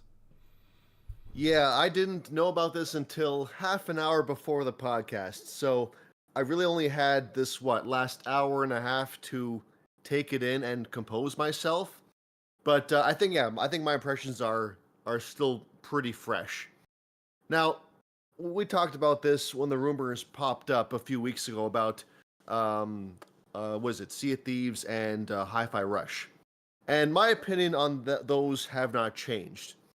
I accepted a while ago that some games would be multiplat. I mean, we saw with games like Ori and that one multi-platform as well. Even though it was published, it did show that there are some exceptions. Now, in that regard, I do feel like small games like Hi-Fi Rush, would be among that category. Because Hi-Fi Rush wasn't a system seller. It's a great game, but it didn't make Xbox consoles fly off the shelves. And it has been a year. So I do feel like any brand potential it had is mostly done right now. So I do accept the small games can and would be on the shopping block there, so to speak. Sea of Thieves, I would put that in the same category as, say, Fallout 76 and Elder Scrolls Online. It is a social game. It's a multiplayer game. Xbox, they seem to be going in that direction. If it requires players to sustain itself, then nothing is really off limits. I know Crusader went into a whole thing about Sea of Thieves, 30 million players. That said, even though it does have the success as, say, Halo Infinite, it's still not, optics-wise, it's still not the face of Xbox, like the OG trinity of Xbox, which is Halo, Gears, and Forza. Sea of Thieves is successful, very much so. I mean, then again, so is Minecraft. Minecraft is mega successful, but Minecraft isn't seen as the face of Xbox. And in that regard, neither is Sea of Thieves. So I do see it being justified that a social game that maybe at this point Sea of Thieves might be winding down. Who knows? I know I played a little bit in the year 2, but I dropped off since. If they need PlayStation players to sustain that, again, it falls in the same category as, say, Bethesda's social games, including the upcoming ZeniMax game, which, again, if that is multiplat, I'd be okay with it because that just seems to be what Xbox's MO is lately. Now, where everyone seems to be losing their mind here is the rumors of Starfield, Indiana Jones, and possibly everything is off limits. Sorry, is on the table right now. And that's where I do take issue. Because the idea that I've always had was that internal Xbox single-player games would be exclusive. And Bethesda single-player games would also be exclusive. They would act as, say, the pride of the brand. It would be the games that would bring people to Xbox. And most importantly, drive Game Pass and keep current subscribers still subscribing years later. Indiana Jones and Starfield, that is a major change, and I don't support that, and I don't like it one bit, because again, it does help Xbox as a brand. Now, the plan, as rumors are suggesting, and these are things I just only recently skimmed over, is that if this were to happen, it would be on, say, a timed exclusive basis, where, say, Starfield or Indiana Jones, they would be exclusive to Xbox for a year, maybe 2 years, and after a certain timed exclusivity period, they would go to PlayStation, or if Nintendo can handle it, the Switch, or the next-gen Switch, or what have you, right? Now, in theory, on paper, the time exclusive period would still benefit Xbox, as it would still be day one Game Pass. It would drive people to, get that value. And if a game is hyped enough, if they market it heavy enough, that it will still benefit the Xbox brand in the end. And when the system selling potential dries up, it'll go to PlayStation and Xbox will cash in on this revenue. Now that is, I feel like if that is what they're thinking, that is the on paper, what they expect. In practice, however, it's a slap in the face to Xbox fans. It takes away reasons to invest into the platform because, and it's also very one-sided because Nintendo and Sony have no incentive to do it themselves. So it's a big pill to swallow. It's a big ask for Xbox fans to do because no one else is doing it. And everyone will question every Xbox first-party game going forward, past, present, and future. And thus, no matter how big of hype some new announcement will make, it will be diminished. As the PlayStation guys, they're going to do their best to change the narrative and conversation to, well, PlayStation's going to get the game anyway. They'll just shrug it off and wait it out. And again, it'll diminish any happiness or excitement or hype from the Xbox fans that the Xbox executives are trying to generate. Now, this might be the fanboy in me, but I'm just gonna say it. To a degree, I blame PlayStation for this, but I'll tell you why. I have a very good reason for that. They have a console monopoly, and they leave little room for Xbox to grow. Now, there's a Switch, but they're largely self-sufficient, and 9 times out of 10, the third-party games don't make it to them. So the core console market is largely PlayStation. I mean, we see the console sales charts on VG charts. We know that they enjoy the majority of the multi-platform sales. They had these aggressive third-party deals. It doesn't really leave much room for Xbox to grow and flourish. It really doesn't. They can do every right move this year, but I feel like this gen has already been decided. It's essentially a snowball effect at this point for PlayStation. They can do absolutely nothing, and they can coast on the snowball effect that the first 2 years have generated. And Xbox has to try so hard. They have to be so much better just to remain relevant. And that to me is just not fair, but it's also the reality of the situation. So what do you expect, say, Satya Nadella to do here? That just authorized the purchase of Activision Blizzard, and previously with Bethesda. They gotta make their money somehow, and I do feel like Steam may not be enough for those first-party sales, because if the majority are getting them on Game Pass on console, Steam has to essentially pick up the slack. And if a game doesn't really blow up on Steam, that doesn't really leave Xbox much options for additional revenue streams. So, yeah, in that regard, yeah, I do feel like it's just Xbox is adapting, or if this is a Satya thing that he's pushing, it's just adapting to the current situation, which is that Sony just chokes the life out of competition in the console space, and Xbox has to adapt or die. And if this is what they have to do, because again, PlayStation leaves so little room for them to grow, given the current sales trends, then, I mean, it is what it is. I mean, what else can Xbox do except keep buying more publishers to deny Sony more exclusive deals? I don't know, right? Now, going back to that, the main topic though, I actually, one last thing I do want to say, because Phil Spencer, I just thought of this now. Phil Spencer did say a quote during the ABK trial that PlayStation succeeds by making Xbox smaller. He did say that, and I'm inclined to believe it. I believed it then, and I believe it now. So this is the result of that. Now, I hope the big single-player games aren't true. It goes against what Xbox says in the past about games being only where Game Pass exists. This would be a big change in that, and if this happens, all previous quotes are essentially null and void. Like, we can't really take Phil's quotes at face value anymore if they do this massive change in strategy. So I do hope they comment soon, and from what Crusader was saying, it will be sooner rather than later, which, thank you, because they got to clear the air now. It's been a few weeks since the original rumors popped up, and Now it's at a point where they have to say something, either Monday or Tuesday, but please next week.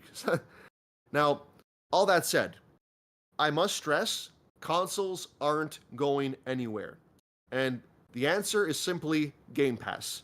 There are millions upon millions of Game Pass subscribers on Xbox consoles right now. And not to mention the storefront revenue from, third-party games like, Fortnite and, storefront revenue in general. It's too valuable to just, poof, and it just goes away. And many console Game Pass subscribers like myself just, lose our subscription and the money flow stops. They're not going to do that. They're not going to do that. They will make a new console. They will release it. I think those 2026 rumors are now more true than ever. I think it's just a matter of starting the next generation right and on their terms.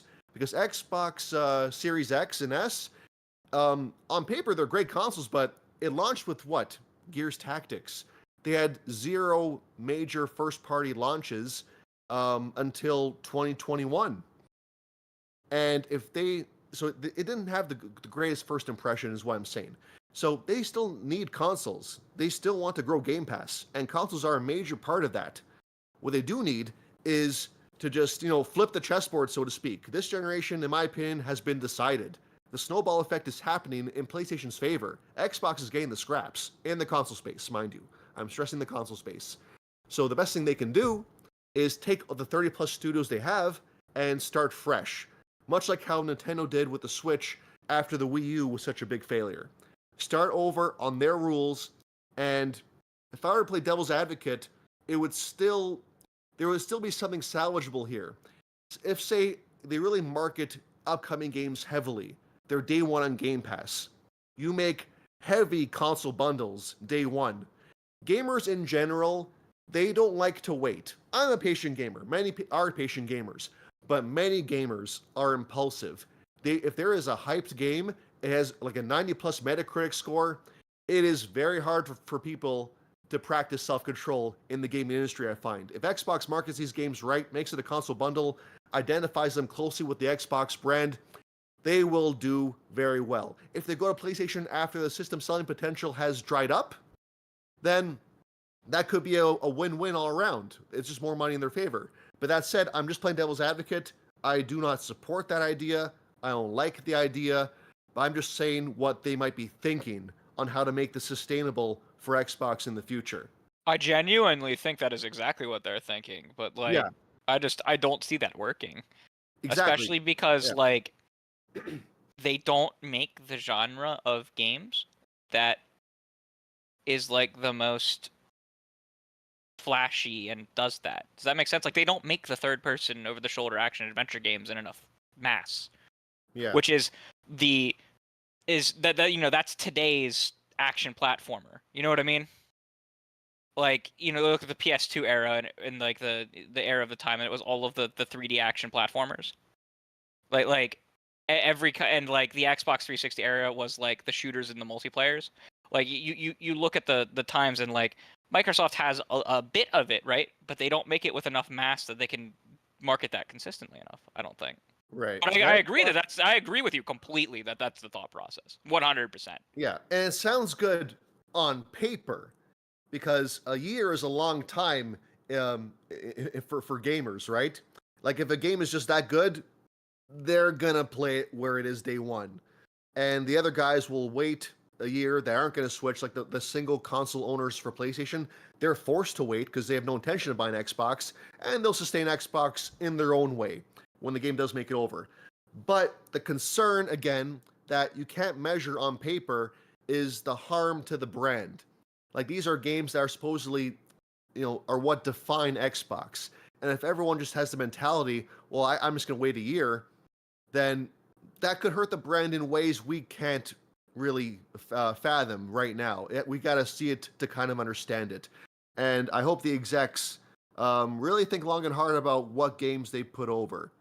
Because again, I don't agree with all. Some games should be off limits. Like I said, small games, fine. They're not system sellers in their own right because they're small games. Multiplayer games, social games, I can accept that too, even if they're internal Xbox teams, because they want to sustain the games. they don't want a game to die sooner than it should. Okay. But the big tentpole first-party releases, single-player games, those have to be defined as a console exclusive because it should be tied to the brand. And to not do that, it just opens a can of worms. We just cannot we can't even think about the consequences right now. So I just hope we get clarification soon. Again, just to chime in, like, I'm still gonna wait for this clarification, right? Because I'm not gonna like go doom and gloom just yet completely. But I mean, again, these are significant like talks going on. Obviously, like the social media storm. I get it, guys. That being said, though, like, you would have games like what? Like, it literally says, like, in the title, Microsoft Flight Simulator, for crying out loud, and you're gonna put that on, like, rival, like, console? Like, that's just kind of weird to me. Like, it'd just be nuts. Like, what, Age of Empires on PlayStation? It's just, like, you invest so much in your own ecosystem, and you're just gonna put that on the competing platforms. Like, I do understand from a business perspective, but at the same time, like, it's the identity, the core identity of the brand itself, right? You got the Halos, the Gears of Wars, the Fables, and so on, and then they're just gonna be associated with everything else, right? That's the thing. So I really want to hear their messaging for this, because they definitely need to say something soon, because there's way too much chatter going on, way too much. Gotta go drop an extermination in Halo 4 in MCC on PS5 on the new people that don't know what the fuck they're doing. Oh, I thought you were going to go on Switch cloud gaming. All right. Yeah. That'd be awful. Don't bring up those cursed words to me. It's terrible. I'm sorry for doing that. I'm sorry, Crusader. Shockley, I mean, I'm curious about your comments. Obviously, Crusader and MLD, went into quite a bit of detail. Again, well, what are your thoughts on all this? Because again, all this is just kind of like, all this is happening as we speak, pretty much. So please tell us what you think. Shock, if you're there, you're muted. Oh, can you hear me? Yeah. Oh yeah, buddy. Oh yeah. Yeah, I'd say it's this. This might top Don Matrick level of brand damaging. Just kind of looking at like, just from a point of like, I'm just trying to think of like, just from exclusives, just from like, hey, do I invest in the platform? Mostly because the thing about it is, if I'm investing in the platform, I'm buying digital games from their storefront. Is this going to get to the point where people stop buying the console? Or just because I get it with the whole PC, when games went to PC, to me that was too much of a big deal, since back on the 360 we had Halo 2, Gears of War went to PC. No one cared. And it's a different enough platform. Same when the games, hey, you don't even need a console, you can play them on mobile. Not really a problem there, because it's a different experience. Whereas mostly the console experiences are very similar. They used to be different, like when you play a PlayStation 3 versus a 360, completely different, feel, ecosystem. If you really think about it, if you jump from PS5 to Series X, they're not that different. And so that whole, think about it, if I'm buying a $500 console, well, instead of buying, sure, I might save money in Game Pass and have all those, have all that value. I could also buy a $500 console and not buy a second one, and use that extra $500 I didn't spend on buying a Series X and play all the other games. Sure, they might be delayed, but by the time I finish all the other exclusives, Sony has either gobbled up or their first party. Okay, in between, Xbox's game that came out 6 months, because we're already hearing about Starfield apparently, and that might come out before or around, not too far out from their next expansion or whatever it is. Like that game hasn't even been out a year and we're already hearing talks of it. It's one thing maybe if Sea of Thieves came, because it is a live service, plus it's a super old game, so that might I don't think anyone would be that upset if Sea of Thieves went. But if we start seeing like Halo, the next Gears, that's what I'm afraid of, because I'm like, I already have a lot invested in the ecosystem. I prefer the ecosystem, but at a certain point, just like if they're saying they're metrics driven, at a certain point, if you diminish the console to that degree, then they might start looking at that sideways as well. And then if that happens, all your digital purchases go along with it. And remember, a lot of those purchases are not going to be saved by the Windows Store, because the licenses do not transfer for the bulk of those games.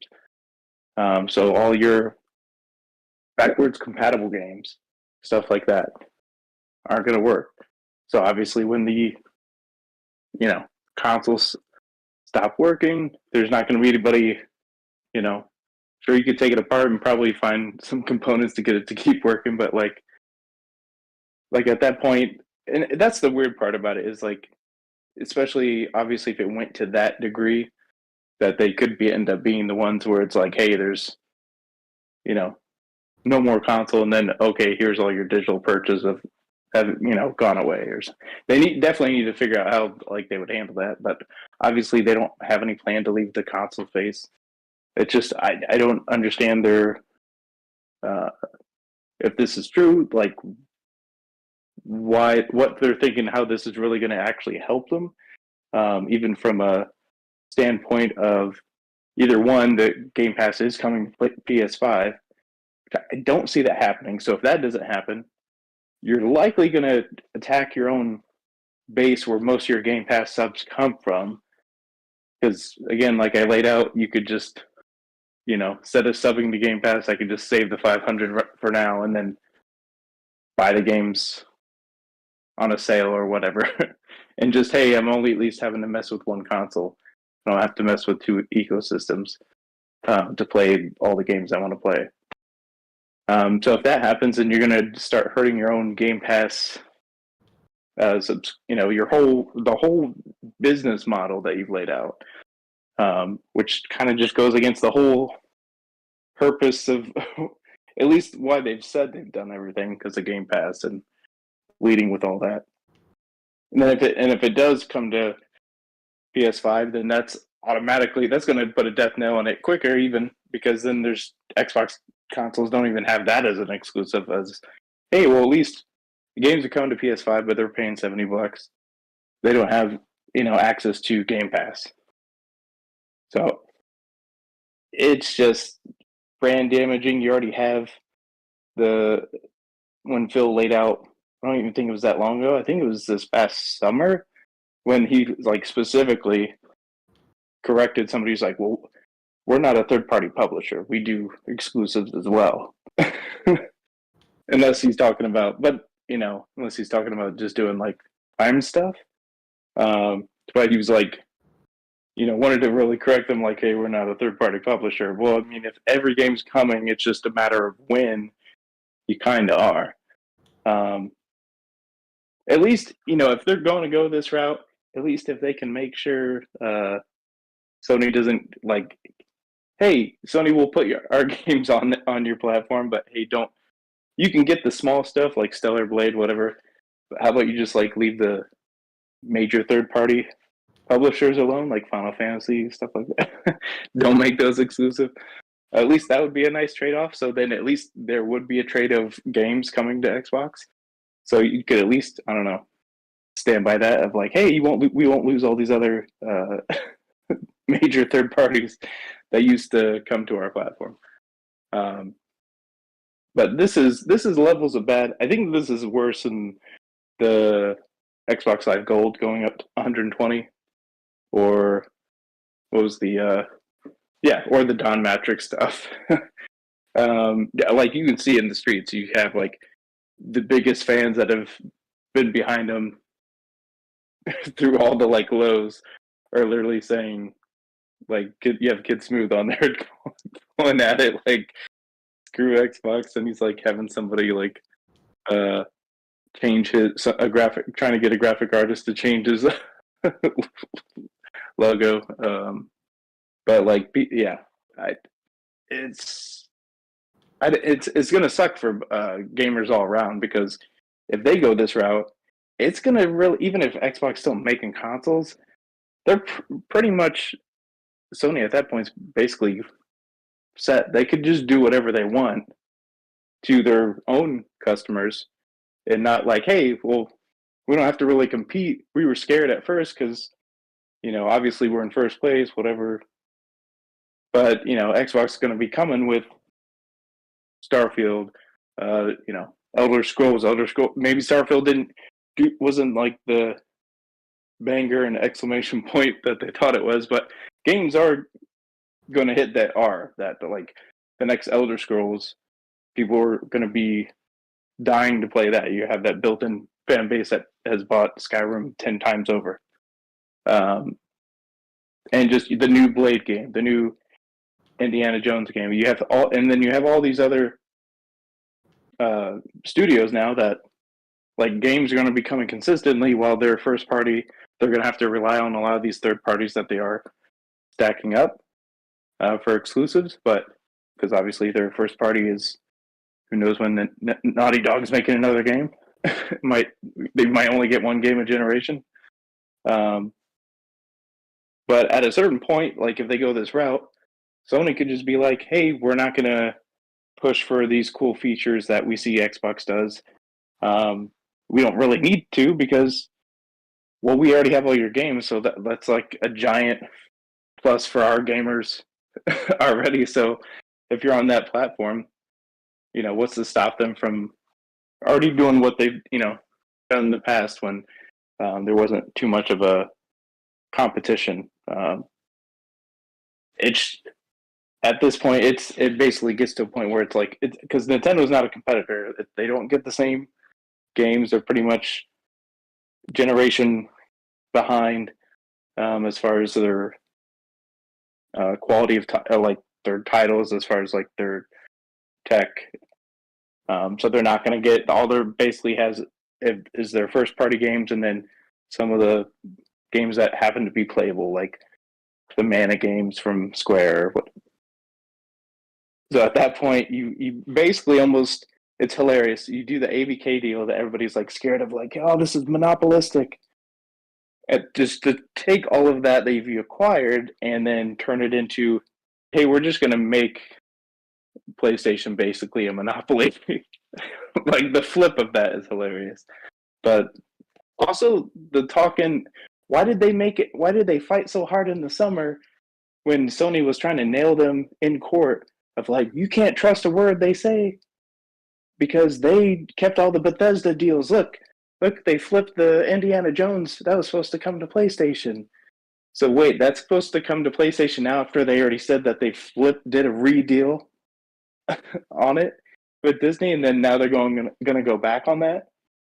And then also the Starfield stuff, they were bringing that up in court as well. Starfield's an exclusive, like Sarah Bond said. So it's like, why did you fight that hard? Just like, you almost put risk not getting that ABK deal through. All for that, and then just a few months later, like, yeah, we risked all that and for nothing. Like, what was the whole point? You almost, it just doesn't make any sense. So hopefully this is all just either someone that, people that kind of have an idea or have heard talks of stuff are leaking it, and then, but maybe that stuff's not set, but so they've heard stuff talk, but kind of like how we heard about Colin Moriarty would talk about like how Halo was supposed to come to PlayStation like years ago. Nothing ever came of that. Half decades gone by. Nothing's so talks like that happen. Like probably like Game Pass. Like we've heard of like years ago, games were going to come to the Switch, or Game Pass was going to come to the Switch. None of that happened. That was like 5 or 6. I don't know. Was it like 5 years ago, 4 years ago? So talks like that happen. It is weird that it's just all these contradictory. Because Jez was saying he's heard stuff that it was all games, or nope, it's just some games. So and then you're hearing like, oh, I heard this game, I heard this. So it's just this whole weird. So they definitely need to come out and get in front of it like Monday.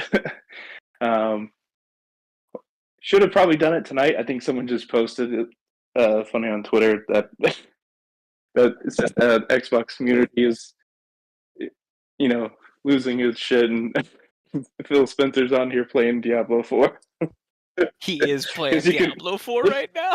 I thought that was hilarious, but yeah, I hope they don't go down this route. I don't really care about, I was all for games come to PC and stuff, and I don't really care. It's just, at a certain point, you gotta have some, exclusive, obviously console exclusives aren't, true exclusives, but it's, at a certain degree, you need to have some purpose for the platform to exist. Otherwise, you get to a point, if nobody's buying the console because they can just buy a PlayStation, well, then do I want to buy Street Fighter on your platform? Because if a game's not cross-play, well, then I have a way less. Not only did you have less people, now you have way less community to play with. So you got to think about that. So. And the whole selling point, in recent years, has been their ecosystem, right? And not only do they have, again, the power of their consoles, but also you have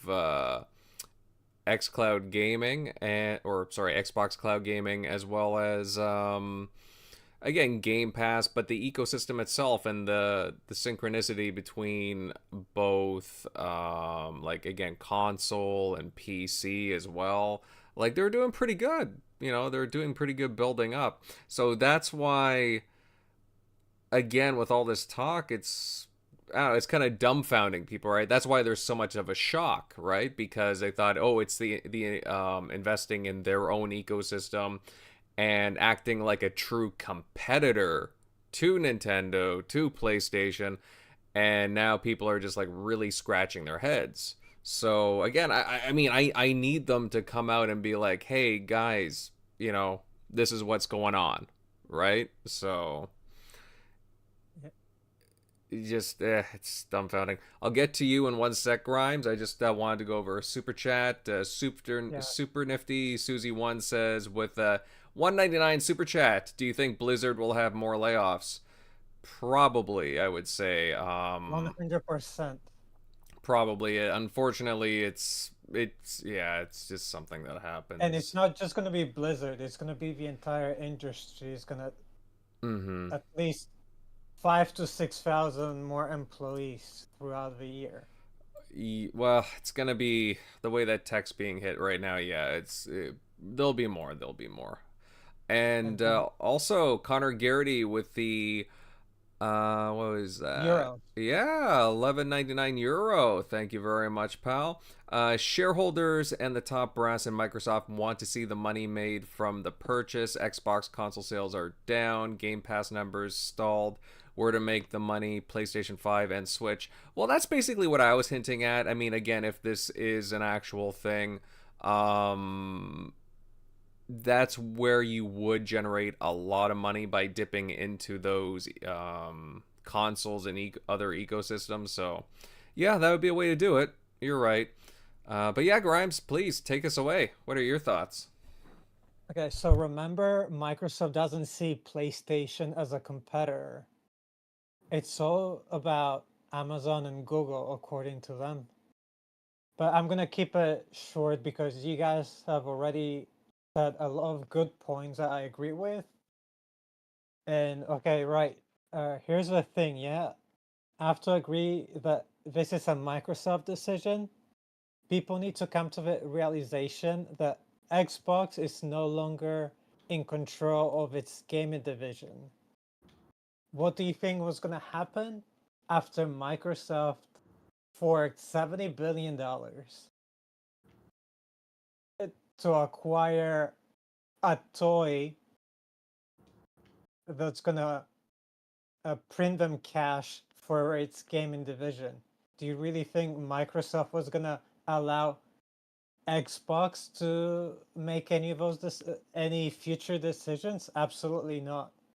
I have to agree with Shockley. We're about to see a bunch of Don metrics make the business decisions which will damage the brand and its reputation yet again. Do you guys remember the Unity CEO? Well, this sort of executives will decide the future of Xbox, in my opinion. Maybe Multiplat is the future of all console makers? Maybe not. We saw what happened with Xbox One when Microsoft tried the trends, as you guys have mentioned earlier. Even though I was already on board with the old digital box, because towards the end of the Xbox 360 life, I had already switched to digital games. But one thing I know for a fact is that Nintendo and Sony will be the last ones to switch. Will be the last ones to switch to releasing games on other platforms. See, that's the future we're gonna be focusing on. But also, I wanna go back to when Pete Hines left Xbox or Bethesda. Wasn't the reason he fell out with Microsoft leaders because of exclusives? You know, all the Bethesda games were being held for Microsoft, while Activision, where all of Activision's games were gonna go multiplat, and he wasn't happy with that. And look, if guys like Pete Hines don't know what Microsoft business strategy, that's troubling. Makes you question what really is going behind the scenes. Those internal conversations must be all over the place. I'm gonna have some fun with this one. Here's some food for thought. That's probably fantasy, but what if Microsoft partners with Nintendo on hardware development if they actually start releasing on other platforms? I don't think that's gonna happen, but as we've seen today, never say never. Grimes, you Personally, bring up the only case that I think Xbox could save their freaking reputation is if they get another one of the brands to do it with them. I mean, you know, we know that Microsoft tried to buy Nintendo many years ago, and they have a good working relationship. We know that Nintendo lacks hardware development in some or in software, and in software as well. So I could see that future, but again, it's just as of right now, it's fantasy, and I'm just having fun with it. But you never know. And like many of you guys, I personally have nothing against some of the games going to other platforms, but I don't know how I would feel if I were to see Halo, Gears of War, Fable, Age of Empires going to PlayStation. It's just I feel like it's completely wrong. And if that happens, I think that could be over for the Xbox name.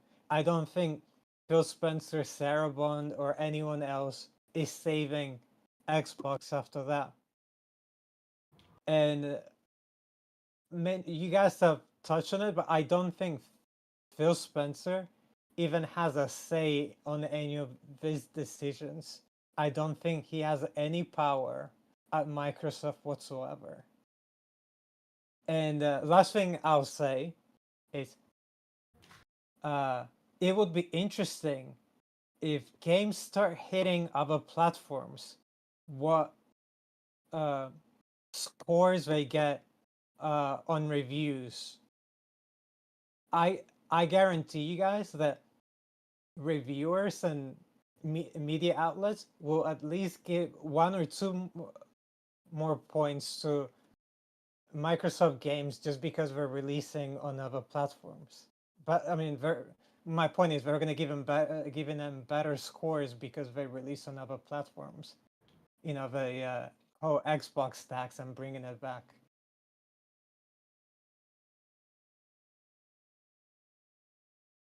And That I could think even work in the opposite way too, where if games get lower review scores, if reviewers give Xbox games a little bit less, they might be inclined to port these games over to other competition sooner if sales level off faster as a result of lower Metacritic scores. True. So it could work both ways. But you know, we know how the media, some of the media views Xbox, so I wouldn't be surprised either way. Oh yeah, that's true. Given them some of those outlets' track records. Yeah, no, you bring some good points, Grimes. Like again, I'm still gonna hold down the fort for Xbox. But I really do need them to comment. Like, just please, you know, whatever you may have had planned in the coming weeks, months, whatever, just tell us now, you know, even if it's like kind of brief, just be open. Be open. That's the best thing you could do right now is just hit this on the head, you know, as soon as possible. And, you know, because otherwise you're just going to be festering, like more people are just going to get more teed off, and it's just not going to look good. And again, we need some answers. We need some answers quickly. Any other comments, guys? One thing I do want, this has nothing to do with Xbox, but has anyone got any plans of playing Suicide Squad? Nope, No. absolutely not. I will all right. When it goes to Avengers $5 for digital deluxe edition sale, yeah, I'll play it. Not until then. You know, on Xbox, it actually has a good score. I mean, like most of the reviews have been positive. So Yeah, that's not the reason why I'm not. I I'm avoiding feel the game. like if it wasn't part of the Arkhamverse and wasn't absolutely butchering the characters of the Arkhamverse, Yes. specifically, I would be far more inclined to be okay with it. But The as someone who just played the Arkhamverse games for the first time, like a month and a half ago, you couldn't pay me to play that character assassination of a game. Yeah. They Yeah. did Batman dirty in that game, and yeah, And that's, I don't want to get too into spoilers, right? Yeah, me too. But Yeah. given that was the same Arkham Batman, Yeah. and the voice actor died, that was a very crappy send off. Yeah. Like, So they're not getting my money. I don't know. To me, it's not what I was expecting from a Rocksteady Arkhamverse like a title. You know, I do like it when devs try something different, but like it just, I don't know, just very, very different. And I'm not gonna be playing it. No, there's too many other games that deserve my attention over it personally for my tastes. So yeah, I probably If won't be it comes touching it. to Game Pass, Well, I'm good. we'll They- see. they couldn't pay me to play that game. I mean, I'll never say never, honestly, but it would be highly unlikely, personally. But who knows? Who knows? But yeah, I've seen a lot of that game, and it just hasn't really impressed me. So, actually, I'd probably be more likely to play like Arkham Knight or Arkham City. So, or even that spin-off game with the sidekicks. That's Gotham Knight. Gotham Knight. Yeah, that looks more appealing. I would first play that than this. Man, I judged that game too harshly. Compared to Suicide Squad, it's like Arkham Asylum. mm-hmm. I feel like if I were to play Suicide Squad, it would be with Harley Quinn. I don't like. That's about it. Like, it looks cool enough from a looter shooter direction, but it's way too short with too like small of an end game. And well, I mean the end game is very grindy, but like it's not like fleshed out. It's just grindy. And it could go somewhere. I just don't think it will. Mm-hmm. Yeah. I'm just wrapped up in other games right now. And no, guys, I do buy games full price. We all do, honestly. Like, no need for those comments. It's just, honestly, it's just not on my radar, personally. I haven't been impressed by it. Like, honestly, you guys do you. It's just, I just have no interest in, I mean, you did buy RoboCop. That was a fully priced game, so I certainly did, and I'm getting there. I'm still playing through it, but there's other games that I've bought that have been full price, but I don't know. Apparently, because I don't get the one game, it's a big deal. But whatever. Just look at my backlog, guys. Look at my backlog. I should take a picture of it for you, at least the physical copies, anyways. But yeah, guys. Any more comments? Any more comments? Yes, no? All right. Woo. Guys, what a whirlwind of things that we covered tonight. Some pretty big Xbox game rumors, anyways. But hopefully they comment on that very soon. Very soon. State of Play and Johanna Faries taking over Blizzard. So yeah, lots and lots of stuff. I'm glad we were able to make it through all this because, well, I know that there's been a lot of strong feelings regarding the Xbox games going elsewhere and so on. But again, we'll see what the future has in store, the near future, very near future for that matter. And yeah, hopefully they update us soon. Anyways, thanks everyone for dropping by tonight. I do appreciate all of your comments and just stopping by. You guys rock. And if you enjoyed our Mad Lads tonight, just going off on everything, then please consider leaving a like, sharing out the show, and naturally subbing to the channel. Now I'll go over to the outros. General MLD, why don't you lead us off here? Sure, yeah. Good chat. Very spirited conversation here.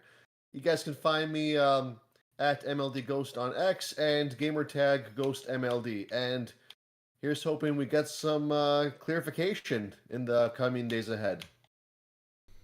Indeed. Next, going over to Eric Shockley. Shockley, hey, good stuff tonight, brother. Where can everybody find you? Yeah, as always, you can find me at ShockNero on Twitter, EZShock on Xbox Live. But what are the chances when they address it that it's actually worse than what we're... Oh God, it's worse than we could have possibly imagined. Somebody was hinting at that for this week, but Timmy was. Which? Oh yeah, who? He was. What? Yes. He said if you thought today was bad, wait for tomorrow. Who said that? Tim. Oh no. Oh, shit. But I'll get the exact tweet for you. Yeah, but we'll see, guys. Again, we'll see. Who knows? Oh boy. Yeah.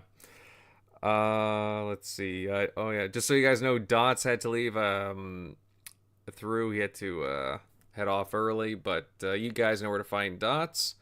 Crusader, where can everybody find you? You can find me on the hell site known as Twitter or X or whatever. You know what? No, just Twitter. Just Twitter. You can find me there, Crusader3456. You can find me on all the gaming platforms. Hopefully, all of them remain. At Crusader3456, and yeah, I'll be covering this. So if you want the most up-to-date stuff on it, or just memes that are funny about it, just follow me.